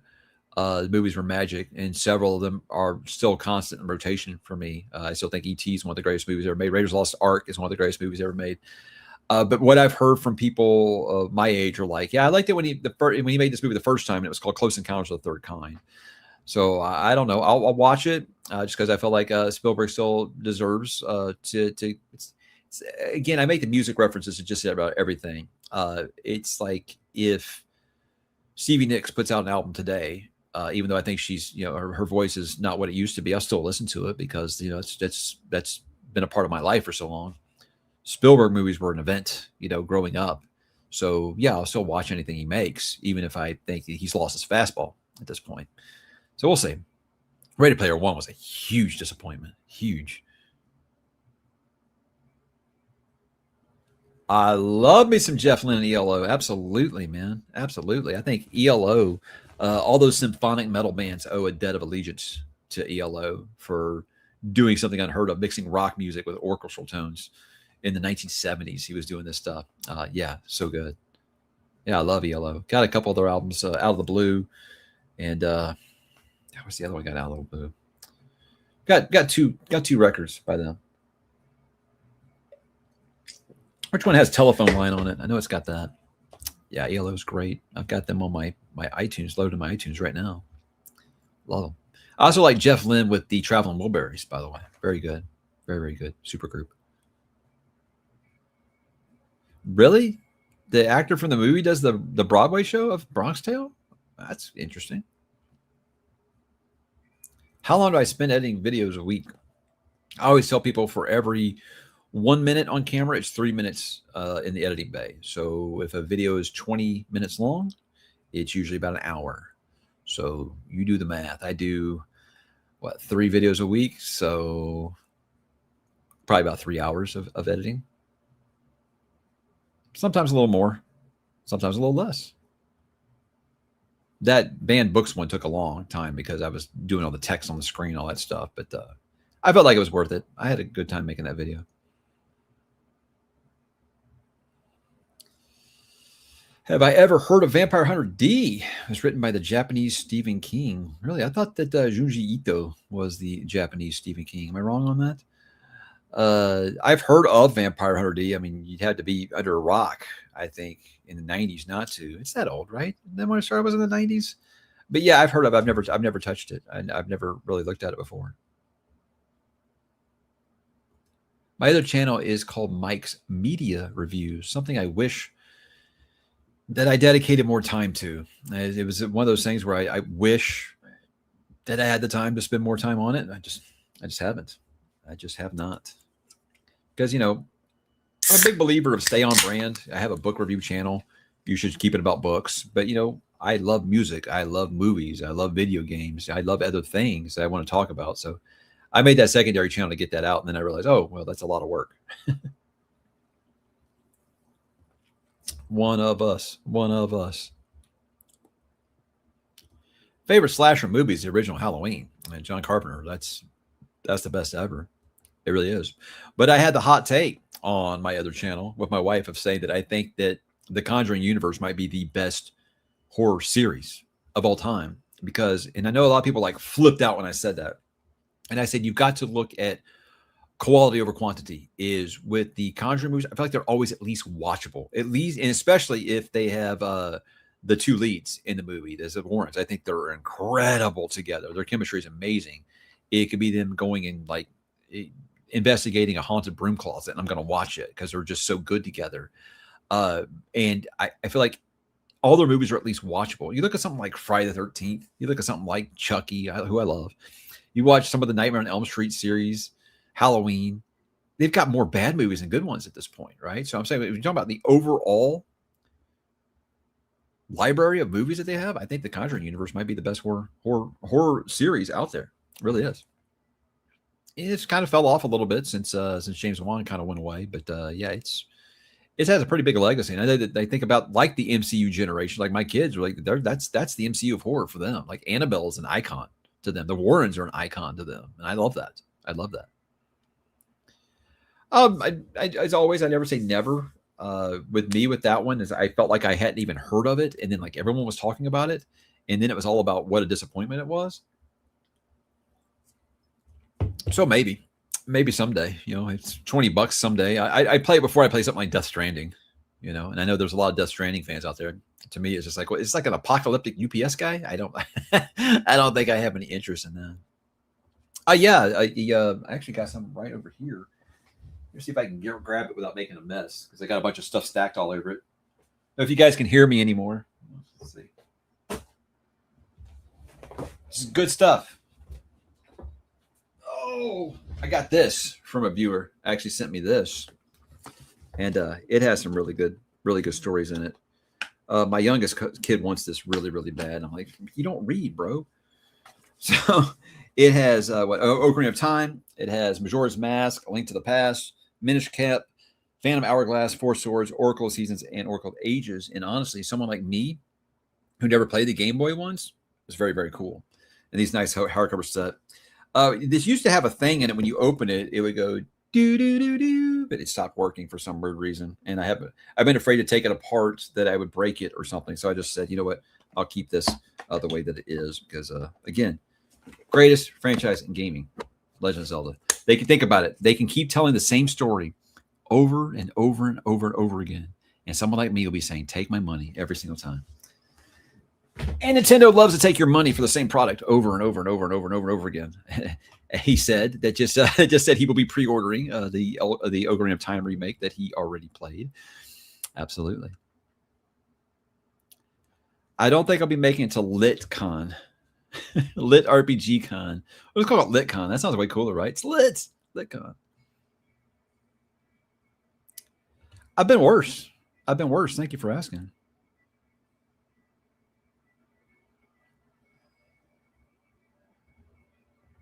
No kidding. I had no idea about that, about Bronx Tale. It's a good movie, guys. You guys should definitely watch it. Like, my wife was kind of skeptical about it when I started showing it to her, but she was pretty into it there by the end. Very, very sad story, but very, very good. The way she put it is it's like my two dads, where, they're telling me opposite things, but also the exact same things, and you're learning the same lessons from. Good story. Really, really good. And it's one of those, like, because I've been showing her all the De Niro movies, because obviously, you're macho guy in the mafia movies, obviously you watch a lot of De Niro stuff, and some have resonated with her, some not. She really liked that one, and De Niro's really a supporting actor in that one, because he directed it. But yeah, great flick. Soccer just ain't my thing. I mean, I'm always going to support my country. Go. Awesome. And like I said, it's really cool seeing a lot of visitors in my hometown right now for it. But yeah, it's not my thing. I'm American football. American football is my thing. Wait a second. Shots fired. What are some of Tudor Ramble's worst takes? Uh, God, I gave him shit about one recently. I forget what it was. I actually texted him about it. God, something about Dune. I can't remember exactly what they said. I can't remember. They're good guys. They're good guys. Very, very good guys. And I love that they're honest, because I have some awful hot takes too, I think, to some people, but not going to lie about them. Haven't read any C.S. Friedman yet. I've had Cold Fire on my list forever, and I just haven't done it. I'd like to, though. Yeah, they're fun. They're fun. And yeah, yes, it has some cheap jump scares, but I think what the Conjuring universe has is good mythology. It really, really does, and especially since you can always say based on a true story. I think that does give it a certain kind of feeling of something that be like, oh shit, this really happened. You do your own research, and I know people have hot opinions about the Warrens and things like that.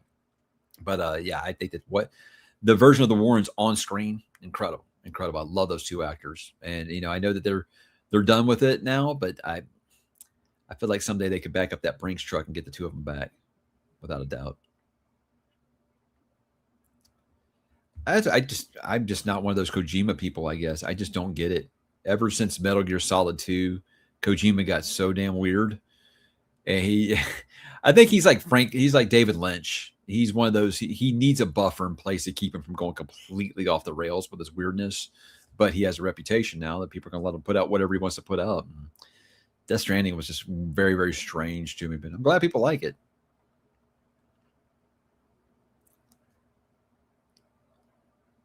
That cover a secret compartment. Well, are you talking about the Zelda box? I don't think so.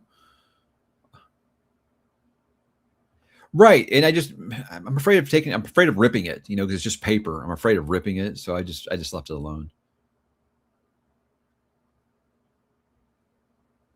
We played it when it was on Game Pass, Brian, and it was fine. I wouldn't go as far as saying it's better than the movies, but we liked it fine. It's okay. When do you think Red God is coming out? You talked to your buddy Pierce Brown lately. I'm getting a page. Well, Pierce Brown's not my buddy. I mean, I would happily be his buddy, but he's a very, very popular guy. I haven't talked to him since the time I had him on the channel.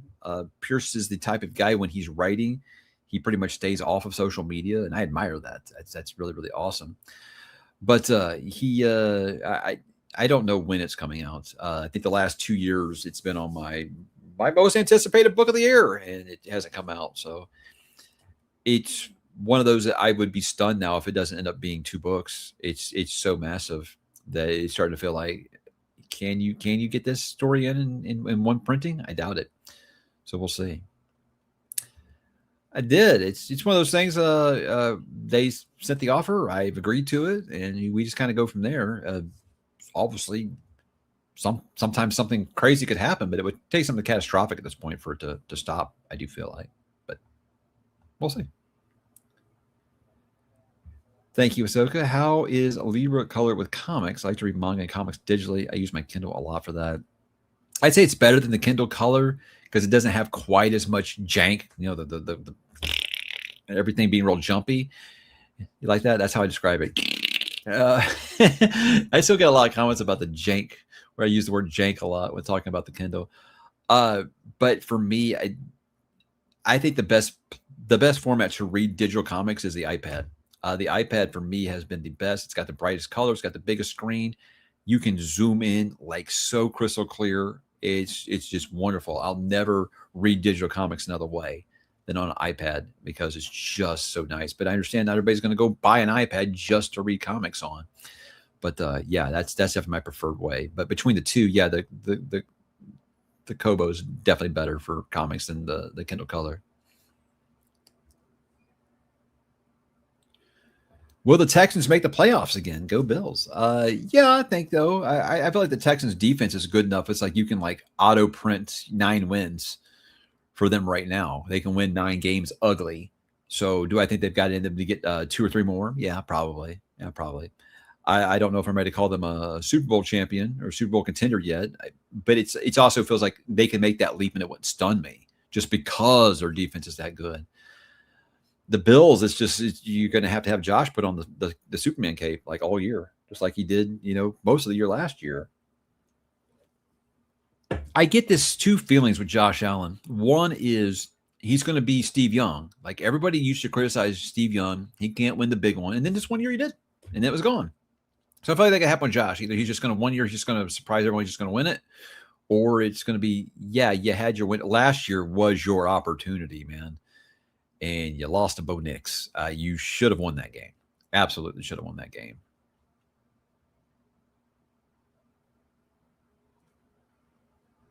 Yes, weather's pretty wet all around the country right now. Still looking for the Kobo versus Kindle video. Yeah, me too. Oh gosh, I remember I was going to do it in April, and I said, let me get through this nightmare at work right now, and once I'm home, with no responsibilities, I can get it. I still haven't done it. It's I don't know. It's one of those videos. I feel like I'd like to do it right, and I just don't feel like I've found a good way to do it. And it's not that there's anything special. It's just not like holding up and talking about it. I want to do more. I want to show you guys more hands-on stuff with it. And just never get around to doing it. Never ever get around to doing it. I didn't play Cyberpunk 2077 until like a year and a half ago, and I'm glad I waited because it's a very good game now, and it was not when it came out. No, I haven't done any new comics in a while. People started sending me so many manga and stuff that that started taking priority.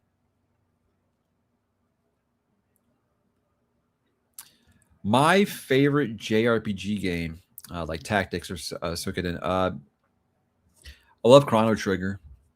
Pretty much anything from that Super Nintendo era, I really loved it. But Xenogears is one that I just was so fascinated. It was on the PlayStation 1, Xenogears. I obviously wasn't into anime or manga or anything like that, but that was one that like opened my eyes to be like, hey, this has got some really good storytelling. And the game was famously incomplete. It's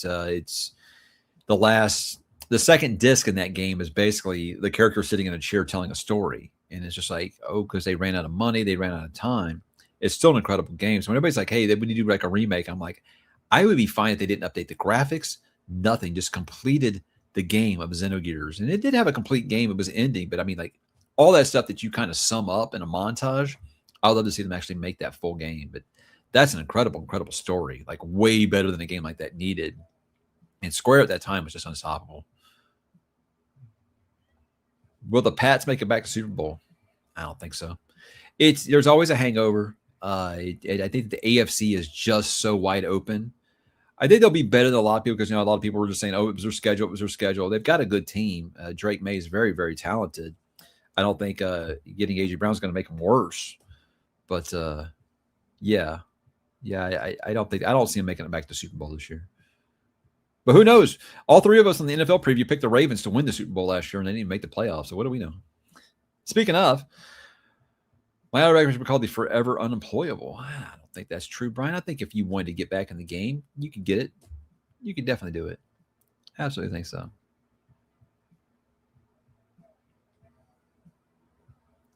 That's true. I didn't say what year I'd be doing the Kobo review.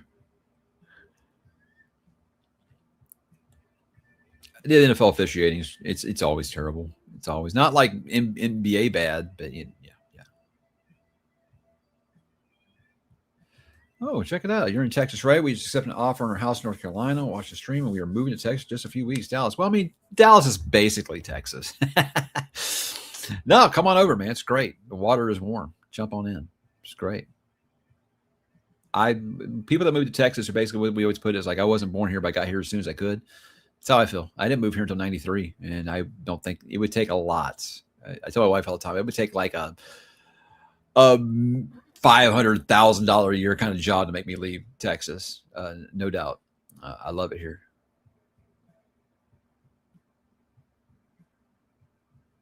Interested in Book of the New Sun? Sure. Am I anxious to do it? Not really. What I always said is I want to finish Malazan first. So once Malazan is finished in 2026, then I think that I'll be open for more things like that. Oh man, so you're like my boy Brian. So yeah, I was talking to Brian all this year, and I'm like, that's got to feel great that you had the decision to make, keep Sam Darnold or give Nine an opportunity, and they made the choice to let him go, and of course he goes somewhere and wins Super Bowl. That's I'd say, as much as it can suck sometimes being a Texans fan or a Jets fan. The Vikings have a special place in hell, I feel like, because it's just like everything feels like it's just a way to rub it in their face. It sucks. Oh shoot! Can you hear it? Yes, it was. It was the wall. Oops. Hope you guys can't hear it too much. If they're gonna get upset about it.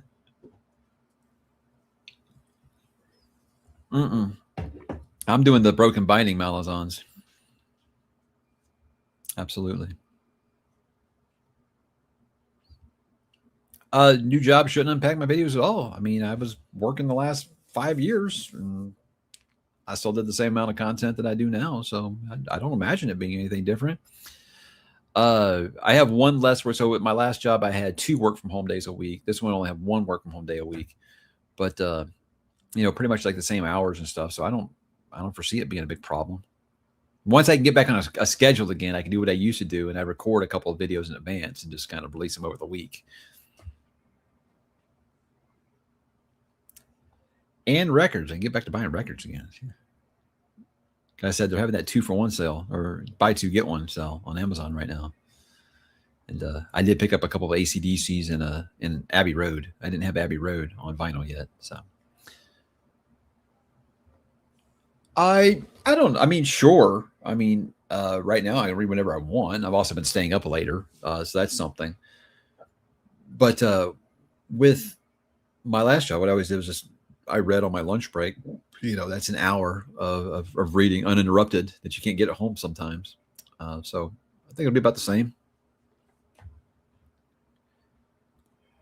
My work burnt down last week, so it's my turn to find a job. My goodness, hope everyone's all right. My gosh. So where were you at the time of this burning? The Magicians, I might be talking about that in the channel soon. Stay tuned. There's a couple of videos I got in the think tank right now that are coming up that I think you'd be surprised to see some of the stuff on there. ℙ𝕦𝕤𝕤𝕤𝕤 here of the Forever War. Who likes it the best to least in the book club? I have this feeling that John will like it the most because John is just like unbridled optimism. He's pretty much, he likes everything, and I love that about him. And I used to say that about Philip, but ℙ𝕦𝕤𝕤, I've seen sour face Philip a lot. I think it's going to be Philip. I think Philip's going to like it the least. That's what I think. Really do. Which is weird because, like I said, for the longest time, I started being like, well, Philip doesn't hate books like ever. It all started with the Dandelion Dynasty. All of a sudden, Philip got raw a little bit. Man, you guys have no idea. If you could see Philip on our text thread, salty Philip is. I didn't think he had it in him, but it's there. It's there. Elbow patches gets kind of raw on people sometimes. You got to watch out. I liked it. This is my book of the month. I have plenty to say about it, but there are some things in it that I'm going to be like, that's going to be an interesting discussion. I feel like I'll try anybody. I just don't know when. With me, a lot of things is, yeah, I wish I could just freeze time and try everything, but I had to have to make some tough choices sometimes. So sometimes if someone sends me something, I'm like, yeah, the chances are I'm probably never going to read it, but I'll try. Like I think about like The Last War by Mike Shackle. That's something I loved, and it sat on my shelf for 3 years before I finally read it. So it's just a matter of time with some of these things, but you never know. Salty Philip and Salty Patrick need a podcast. That would be good. I think they could be good. You too. I thought that said Johnny Knoxville. So I said, hey man, I love me some Jackass. There's one more Jackass movie coming. You guys believe that? These guys are crazy. It's like, it's amazing that some of them are even still walking. They're going to make another movie. My gosh.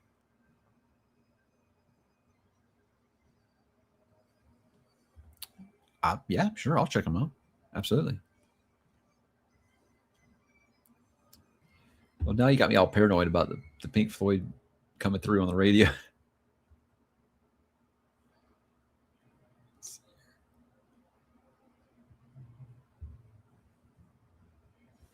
Pink Floyd's great, but the YouTube overlords don't think so. Or they think they're so great that they don't want me letting you guys hear them for free.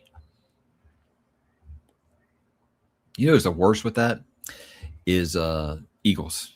Anything Eagles related, man, they are like the Disney of copyright strikes. You got to watch out with Eagles.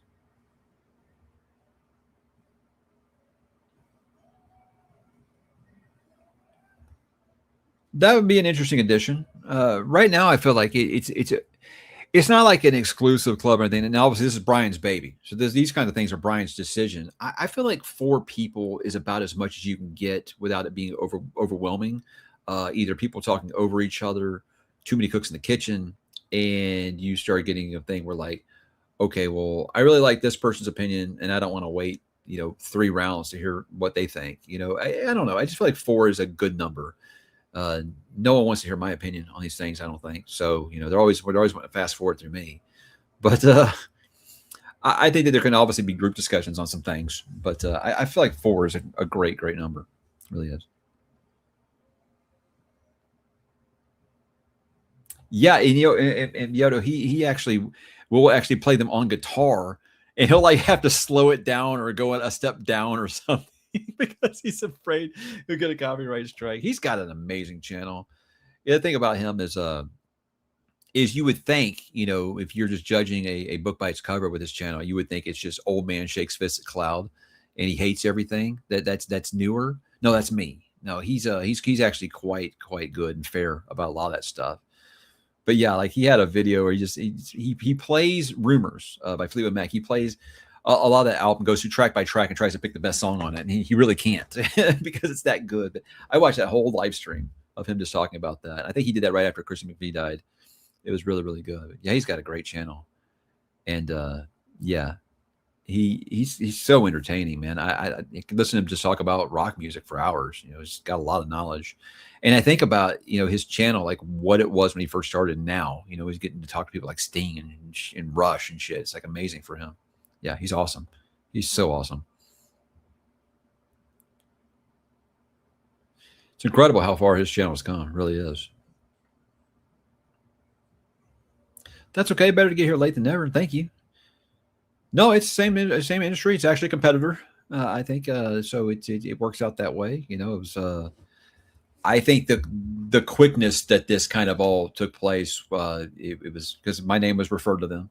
Someone at my old company, and the way that it went so fast, and the offer that I got, I think that they were afraid someone else was going to snap me up. So it's very fortunate. I caught a lucky one on this one. I think. I mean, who knows? I could get there and not like it. That's always a possibility. You never know. But on paper, it seems like a really, really good situation. Thanks for hanging out, man. Thank you. Are we talking about The Wall? Because yeah, The Wall is crazy messed up movie. Great album and very, very neat. Or are you talking about Beato doing something like that? For years I called him Beto. It's Beato. Yeah, he's got awesome stuff. Thank you. Appreciate that. Reading books, no, but reading genres, yes. Reading authors, yes. Reading series, absolutely. That can happen to everybody, absolutely. But just like reading, no. That's like asking me to ever get tired of listening to music. No, I think you just, whenever you get tired of a particular band or a particular style of music, you just change it up. That's kind of how I went. Hey, I'm really sick of reading medieval fantasy right now. Hey, let's go some sci-fi. Or let's read some of Brian's stuff. Read about like video game fantasy. That's basically what I'm calling it. I'm getting so many emails right now. Hang on a second. I need to read this. This one's actually important. Just a moment.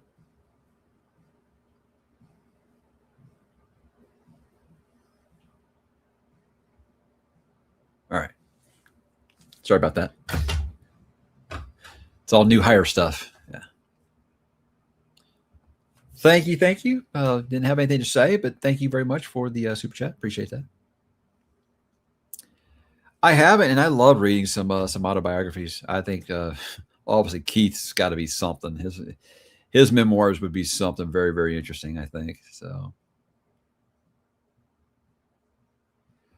I don't know. I felt like a lot of the people that I talked to when we were leaving, either were they were just going to take the time off or they were going to go something else. Several people said they were, they were getting out of finance. They were sick of it, So I don't know.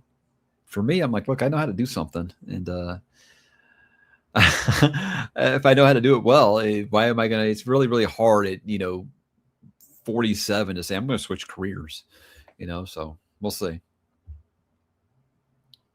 I'm still working on 20th Century Boys, but I have really no real progress on that recently. That's the goal. Thank you for hanging around. I'm always happy to share the things that I love and hope others love it as well. Here we go. Here we go. I've been trying to write as well, but I really struggle with editing and review. Does it happen to you? Your novel? It hasn't yet, because something that I swore to myself while I was doing it is I didn't want to stop my progress by stopping and rewriting or editing something I just did. I said, I'm going to write it all, overworded, worded poorly, bad grammar, all of them. I'm just going to put it out and worry about it later. I just want to get the story idea out of my head while it was there, while things were churning. And I did. And that's why some of those chapters are 12,000 words, because I didn't trim or cut or anything. Just if it came into my head, I was writing it down. Some of it probably doesn't even have any like actual narrative flow to it. So that's why the editing process is going to be different for me. But I didn't want that to stop the creativity that was happening. So for me, that's why I just did the way that I did. And now it's going to be interesting to go back and be like, oh my God, I actually wrote that. Ugh. So that's what I expect to happen. Thank you very much. Oh, okay, here's a super chat. First super chat. I finished Leviathan Wakes last week, and it was amazing. I just rewatched your review 6 years ago, too. Horrible mic, but still great content. It's the same mic I got now. Did I sound bad in that video? Wow, okay. I'll have to go back and watch and see what happened. So I felt like that was a benefit of podcasting before I did this. My audio sounded great, but my video, I still wouldn't argue that's great. But, compared to those early years, yeah, it's pretty good. Mass Effect's tough to beat, man. I mean, I had some great times with Halo, and as like the first 3 Halo games, awesome stuff, man. That great story of it. Mass Effect is, I mean, that's like the Star Wars of video games, man. It's like that had such an incredible storyline and characters and universe that it built. Really, really great stuff. What is the last nonfiction book you read? What was it? Probably Dave Grohl's biography. Yeah, I think it was Dave Grohl. That might have been it. Hey, Kellen. Just dropping by. Say congratulations. Hope the gig is a great one. Maybe some of your coworkers will recognize you as a famous YouTuber. I doubt it. There's not a very... You'd be very, very hard-pressed to find a lot of SFF readers around here. At least I know. The 7 years I've been doing this, I've been stopped in public, I think, 3 times by people who know me. So that doesn't count book. No, more than that. Because I went to a bookstore a couple times, and it's happened. But out, it's like in the wild here in Houston, I found one at Sam's Club, one at just this restaurant we went to, and one actually at a grocery store. So it's happened a couple times. But just, obviously you have a platform like this, it's almost all of your viewers are going to come outside of the small town you live in. It's just how it works. But it's very neat. It's very neat. My kids get a kick out of it. Like my youngest, like, happened at a bookstore and someone come up and wanted to take a picture with me. And my youngest was like, "Are you famous?" You just play that up. Yeah, absolutely. You don't know that? Everybody knows me. Okay, I've actually read these. I've read Walking Dead. I've read Saga. I've read Y the Last Man. I haven't finished Saga. They had that long hiatus. I kind of fell off and I never went back. I've read Y the Last Man. Haven't read Deadly Class. Watchmen's maybe my favorite comic of all time. Right there with Preacher and Fear Agent. I'm not aware of that one. So Deadly Class and Fear Agent. I'll check those out. Thank you.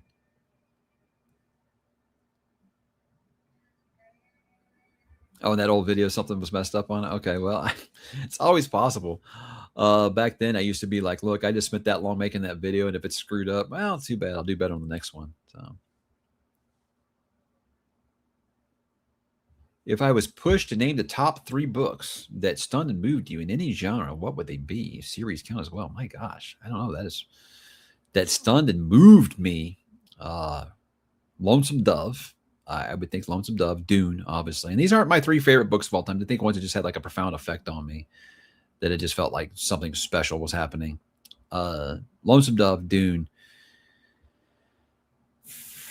Maybe To Kill a Mockingbird. I don't know if that seems too, I don't know, just because we were talking about it earlier, but that is one that, like, in high school I read that and I was like, this might be the best coming of age book I've ever read. So that definitely won't be. Then I want to say, but there's also so many Stephen King books I like that I don't know. Tough question, especially on the fly. Awesome to hear, man. I love that you're digging Shogun.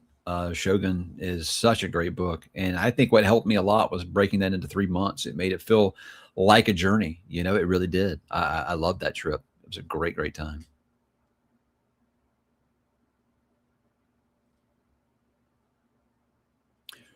Read Low by Rick Remember. Incredible comic. Will not disappoint. Okay. I'm always looking for some new recommendations. Just not crazy about the comics right now, but that's just a me thing. I go through phases. I won't read any comics at all, and then I'll just go through like 20 volumes all at once, like I did with Berserk. Congrats on finding work. I'm using this inspiration because I've been searching for work for months with no success. Moving to Europe and searching in my second language makes it right. That sounds awful. That sounds very, very difficult. That's an upward battle. Hope things work out for you. I feel like right now I got very lucky, very, very lucky. And it was just someone just recommending me to them. So yeah, sometimes it works out. I have not read the Reacher books. I have not. I know a lot of my patrons really swear by those, Jack Carr, things like that. I've never really, besides Michael Connolly, I haven't really even read anything in that genre really. I don't know. Is that one more of like military drama? I don't really know. Would you consider Reacher that? I watched the first couple seasons of the show.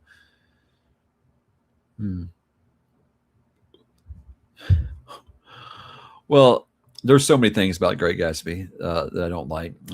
Namely, that the main character is a sociopath. That's a big one. I think. I don't know. Sometimes people have asked me, you think maybe it was one of those things where they made you read it in school, and that's why you didn't like it. I'm like, no, because when I talk about the classics I love videos, like almost all those they made us read in school. But I also know, hey, if you went and read it now, do you think you'd feel differently about it?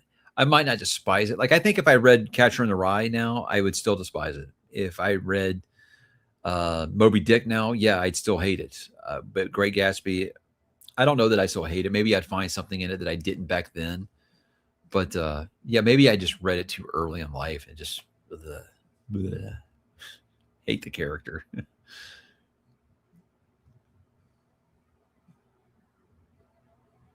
What book that you've read would you love to see as a new show? I've always thought The First Law would be great television if they did it right, but I don't know. I feel like we're starting to get out of that period of the gray character. People are getting tired and exhausted of it, so I don't know if it would work quite as much. Because in a post Game of Thrones world, you had everything trying to do that. People kind of got sick of it now. So I don't know. And that's why I think that Night of the Seven Kingdoms resonated so much, because it was a bright, optimistic, hopeful character. And you saw there was still a place for heroic fantasy and heroic storytelling on TV. So I think it's just because we've just been so beat down with deconstruction and shit for the last 15, 20 years. People are tired of it. So I don't know if that's what I would pick now. No, I'll have to think about it.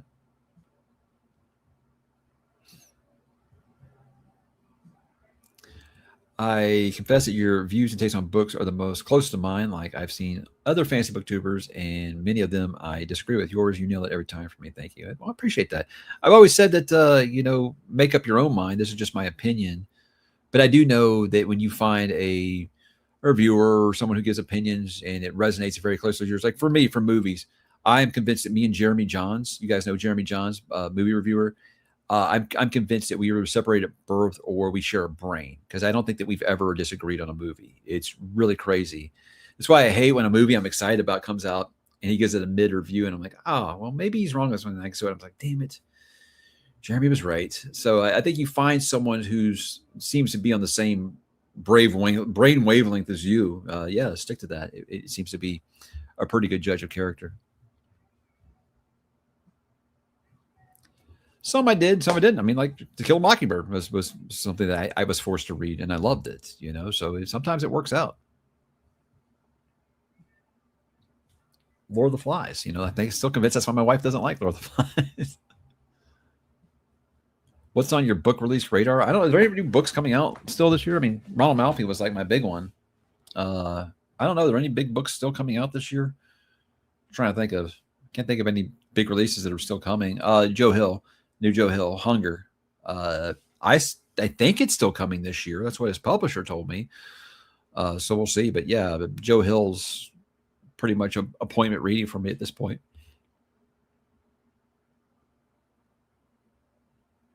First Law will become a cult classic, especially the Abercrombie on screenplay.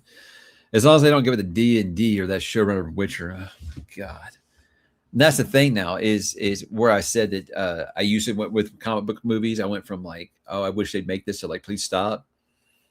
Yeah, I really have gotten to the point now where I'm like, I don't want them to make some of these things, because the first thing you're going to hear is, oh, well, we're putting our own stamp on it. Like the Greta Gerwig doing Narnia and just basically talking about that they're not, I think the executive producer on that was saying like, we're not really following the books at all. What the fuck are you doing a Narnia series for then? It's like, what's the point? It's like, does it have to be, I get when you say you don't want to have like Slavish Devotion or something was a product of its time, things like this. Stuff you've got to adjust. Some things that don't work on TV, but to just flat out say, so you're basically just using the name for the brand recognition to make your own movie. That makes no sense to me. It doesn't make any sense. And I can't wait for it to come out, do awful, and then to tell the audience why they're awful people, so it's whatever. This is when now Summer of Night is very famously on my list of, my God, I'm getting so many freaking emails. I'm getting so many, getting so many emails about just crap. Anyway, Summer of Night is one that I very famously didn't finish. It was one of those where I wasn't disliking it. I think it might have just been bad timing, because I think Hyperion, Dan Simmons, is like one of my favorite books I've ever read. And this is very much an It style story. Of course, I would like this story, but for some reason, I just kept on comparing it to It the whole time, being like, yeah, I don't like these characters as much as I love The Losers Club. Of course I wouldn't. It's one of my favorite books of all time. Of course I'm not going to like it as much. So I think going into it, going forward, or in a retry, I wouldn't make the comparisons to Stephen King, and I probably would like it quite a bit. But that's definitely one I will try again. I definitely want to. I just made a video about this, of auto by authors, but it was more about unknown authors when I started this channel that I probably never would have learned about if I hadn't started this channel. And it's ones now I consider auto buy, but obviously King. That's one that I'm always going to get. King's my go-to, no matter. It could be his grocery list, like I said, and I would check it out. But I don't know that I have like necessarily auto buy authors. I have ones I'm like, I want to read their stuff, but when it comes to like day one reading, a lot of that just kind of comes down to circumstance. Do I have the time? Is it something I'm going to do? I mean, there's series I love, there's authors that I love, but as far as like, I've got to read that the day it's in my hand, there aren't as many of those authors as you would think. Carrying Comfort is definitely one by Dan Simmons. I've been giving a try. Ilium is one by him. I want to give a try. So I loved Hyperion. I really liked what's the one with the historical fiction one where they're The Terror, where they're trapped on the ice. Yeah, The Terror was really good. So I think he's a great author. And even though I didn't really like the direction that the second Hyperion book with all Hyperion went, I still think he's an author that I really like. So I definitely want to go back and try definitely Summer of Night again, but Carrying Comfort's one on there as well. King Zora was a good ride. Yeah, I had a good time with it. It's one that made the long wait for a new book from him worth it. The Led Zeppelin biography was getting too gross when it's talking about groupies or something. Oh, the Becoming Led Zeppelin documentary was really good. I enjoyed that a lot.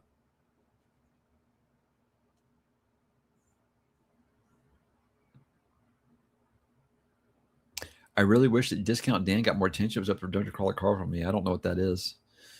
I'm guessing it's Lit RPG because I'm not really Big on that. Hey, thank you. Appreciate that. Awesome. Awesome. Oh, the book. I was gonna say, does Murderbot back like the TV show? So I say, did I miss that?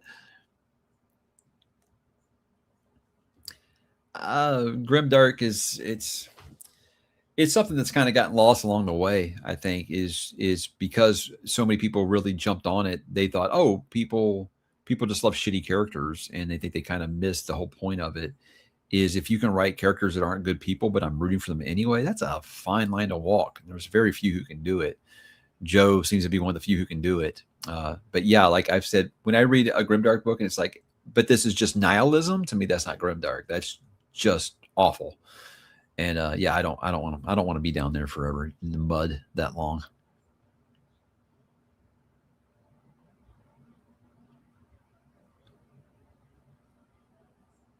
Did you cold apply for new jobs, or did you pull some strings in your network? I mean, I did. I applied for a couple of things.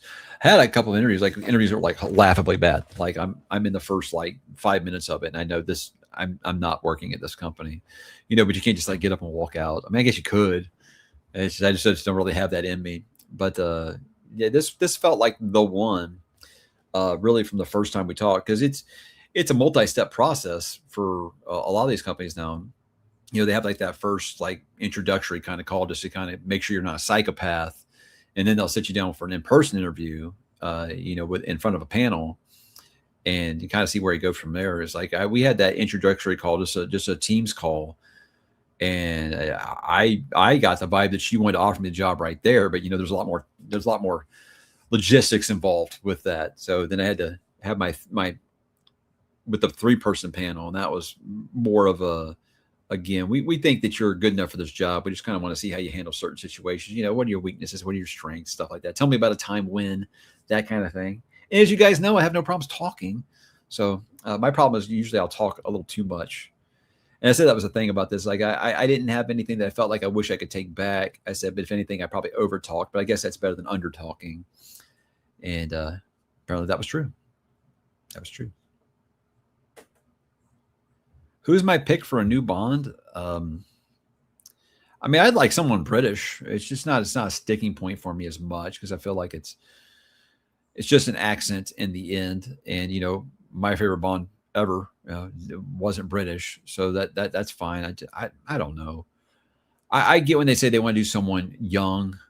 I want someone that is shockingly good looking. Like even guys, hetero men will look and be like, that's a good looking guy. I believe that he'd get any of these women in this room.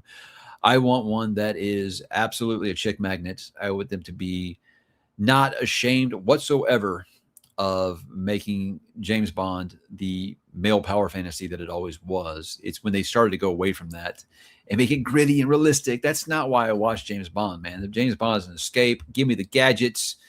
Give me all the fun, over-the-top, ridiculous villains, the evil layers, the super vehicles and weapons and stuff. I want that. All the stuff that Austin Powers made fun of, I want that in my James Bond movie. I do. But as far as like the actual actor, I don't know. I feel like I'd rather have really good writing, really good villains. Because like when you can have the perfect James Bond, Pierce Brosnan, by looks and his acting, perfect James Bond. But I thought that the writing was meh. I never thought that any of the villains were memorable. Like you had it. In the even in the Roger Moore days, you had memorable villains, and obviously in the Connery days, you had memorable villains. And also like Timothy Dalton, you had a really, really good Bond. You had some really good stories, and people just weren't ready for that gritty, realistic Bond yet. All that stuff people give credit to Daniel Craig Bond, Timothy Dalton was doing years before. Just audiences weren't ready for it yet. So I don't know. I feel like there's a fine line there. But for me, I think about what really made James Bond unique was I like the spy with all the gizmos, all the gadgets, all the really being the most suave ladies' man around. That's what I want. I want that. I want the Bond. You feel like, oh, it's just too chauvinist. Well, I mean, it's like they pick a different franchise. I think you read Ian Fleming's books, you don't have to quite make them to that point where it's just like full on like sexist. But I do think that I don't want them to be ashamed of James Bond, getting the girl and being the hero. I don't have any problems with that. That's what I want, and I just don't think that's going to happen. Not right now. Definitely not right now. I mean, Henry Cavill, yeah, he makes sense. I mean, it's a good-looking guy, right? And I feel like he could pull it off.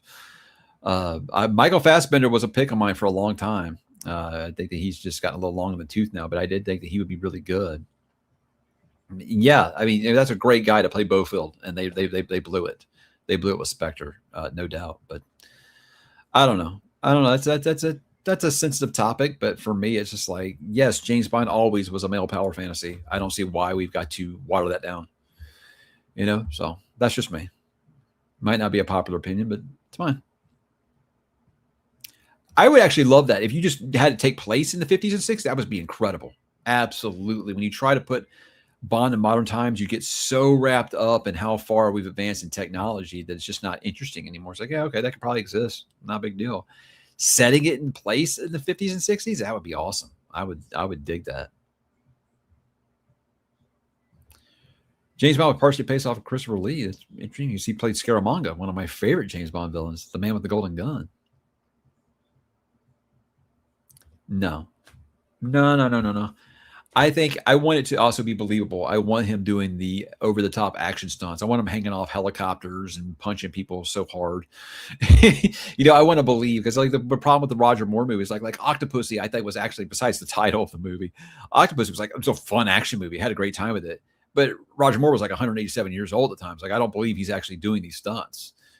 So I think you still need him to be someone that you can believe is doing these things. But give me someone that's 6'4", put together, dashingly handsome, and can do all these things that they're telling us that he can do. Men want to be him, women want to be with him. That's James Bond, absolutely. Let's step forward for the role. Take one for the team. Oh man, I love Roger Moore, but yeah, it was the PG era Bond, no doubt. Like he didn't even like the one. View to a Kill. Which one is it where he actually like puts his foot on the car and like pushes it over the edge? Like he didn't want to do that. He didn't want James Bond to actually kill anybody. It's like, hello, Roger, license to kill. Hello. It's kind of the thing. But yeah, that was an interesting era. And that was the Bond I grew up with. Obviously, it was Bond when I was a kid. But my dad showed me the Sean Connery ones, and I was like, oh, this is it. This is James Bond, right? A Spy Who Loved Me is a great one. Absolutely. Definitely the best Roger Moore one. I liked Capaldi as the Doctor. I thought the writing was And I also think that what really was a disservice to Capaldi is that Clara was an awful companion for him. An awful companion match. Didn't like her at all with Capaldi. No, it was terrible. They should have, when they moved on from Matt Smith, they should have moved on from Clara as well.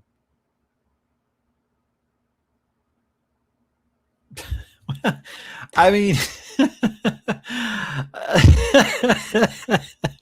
I'm just gonna leave that where it is. Okay. I've heard the new Bond game's good. Where's it? New Bond video game. I've heard it's very good. I'll probably check it out.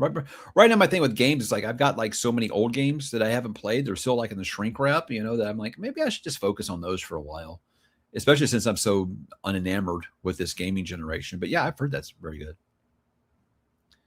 My favorite Doctor Who episode? Oh my gosh, man. Gosh, there's so many good ones. I love the Matt Smith years, man. And I love Tenet as well. Well, I think that the balance there was like the Tenet years are really, really great, but the budget was so lean and it showed. I really love the Are You My Mummy? Those episodes with the gas mask were really, really great. I like the episodes where the monsters are actually really freaking like borderline horror, like the scarecrows or something. That was a really, really good one. The lizard people. I can't remember their actual names right now. Too many lores right now, but gosh. A Good Man Goes to War, is that what's called? Where Rory's trying to get Amy Pond back. That's a really freaking good episode. That was my favorite companion group right there, was the Ponds with Matt Smith. I think that was probably my favorite run on the show. That time period was just a blast. I mean, the dialogue was witty. The action adventure was crazy. Riding a T-Rex in space. It was awesome. It was just over-the-top, fun Doctor Who. That's what I wanted. And I thought those three together had just like the best chemistry. And as a lover of all things redhead, I mean, Amy Pond. I mean, you can't really do better than that. Karen Gilliam, yeah. But yeah, it was fun times. I just love Doctor Who Not on 21st century Earth. I like Doctor Who. Time and space. Give me something crazy. Give me something that no other science fiction show can do because they're not brave enough to do it. And Doctor Who used to do that, and they stopped. It really, really sucked. Would I have someone in mind for a new Batman? Oh my God, no. I think the chin's important. You got to have the right chin, obviously, to play Batman. I think with me, it's like I looked at the Batman, the new one is just like I just didn't buy him as Bruce Wayne. Pattinson as Bruce Wayne. That's what more I struggle with. Whereas the Nolan ones, it's like I really really liked Christian Bale as Bruce Wayne, but he was just like okay as Batman. I feel like it's you got to find someone who can do both, right? I don't have anyone in mind. No idea. I think every time you get a new Batman, it's like every time you get a new Doctor or a new James Bond. Everybody hates it at first, and then it usually grows on them.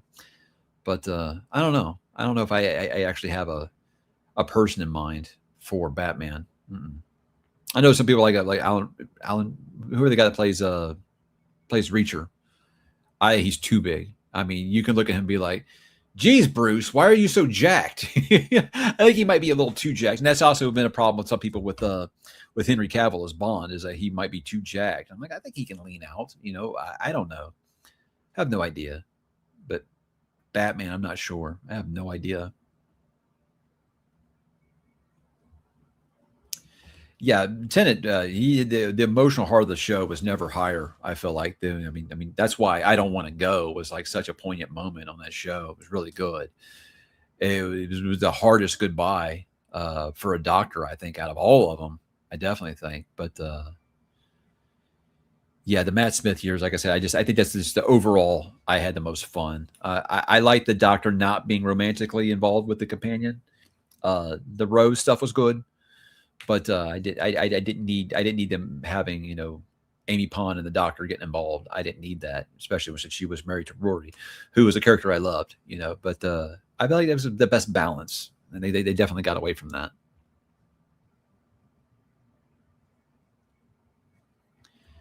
Jensen Ackles was my pick if they ever made an Uncharted movie for the longest time.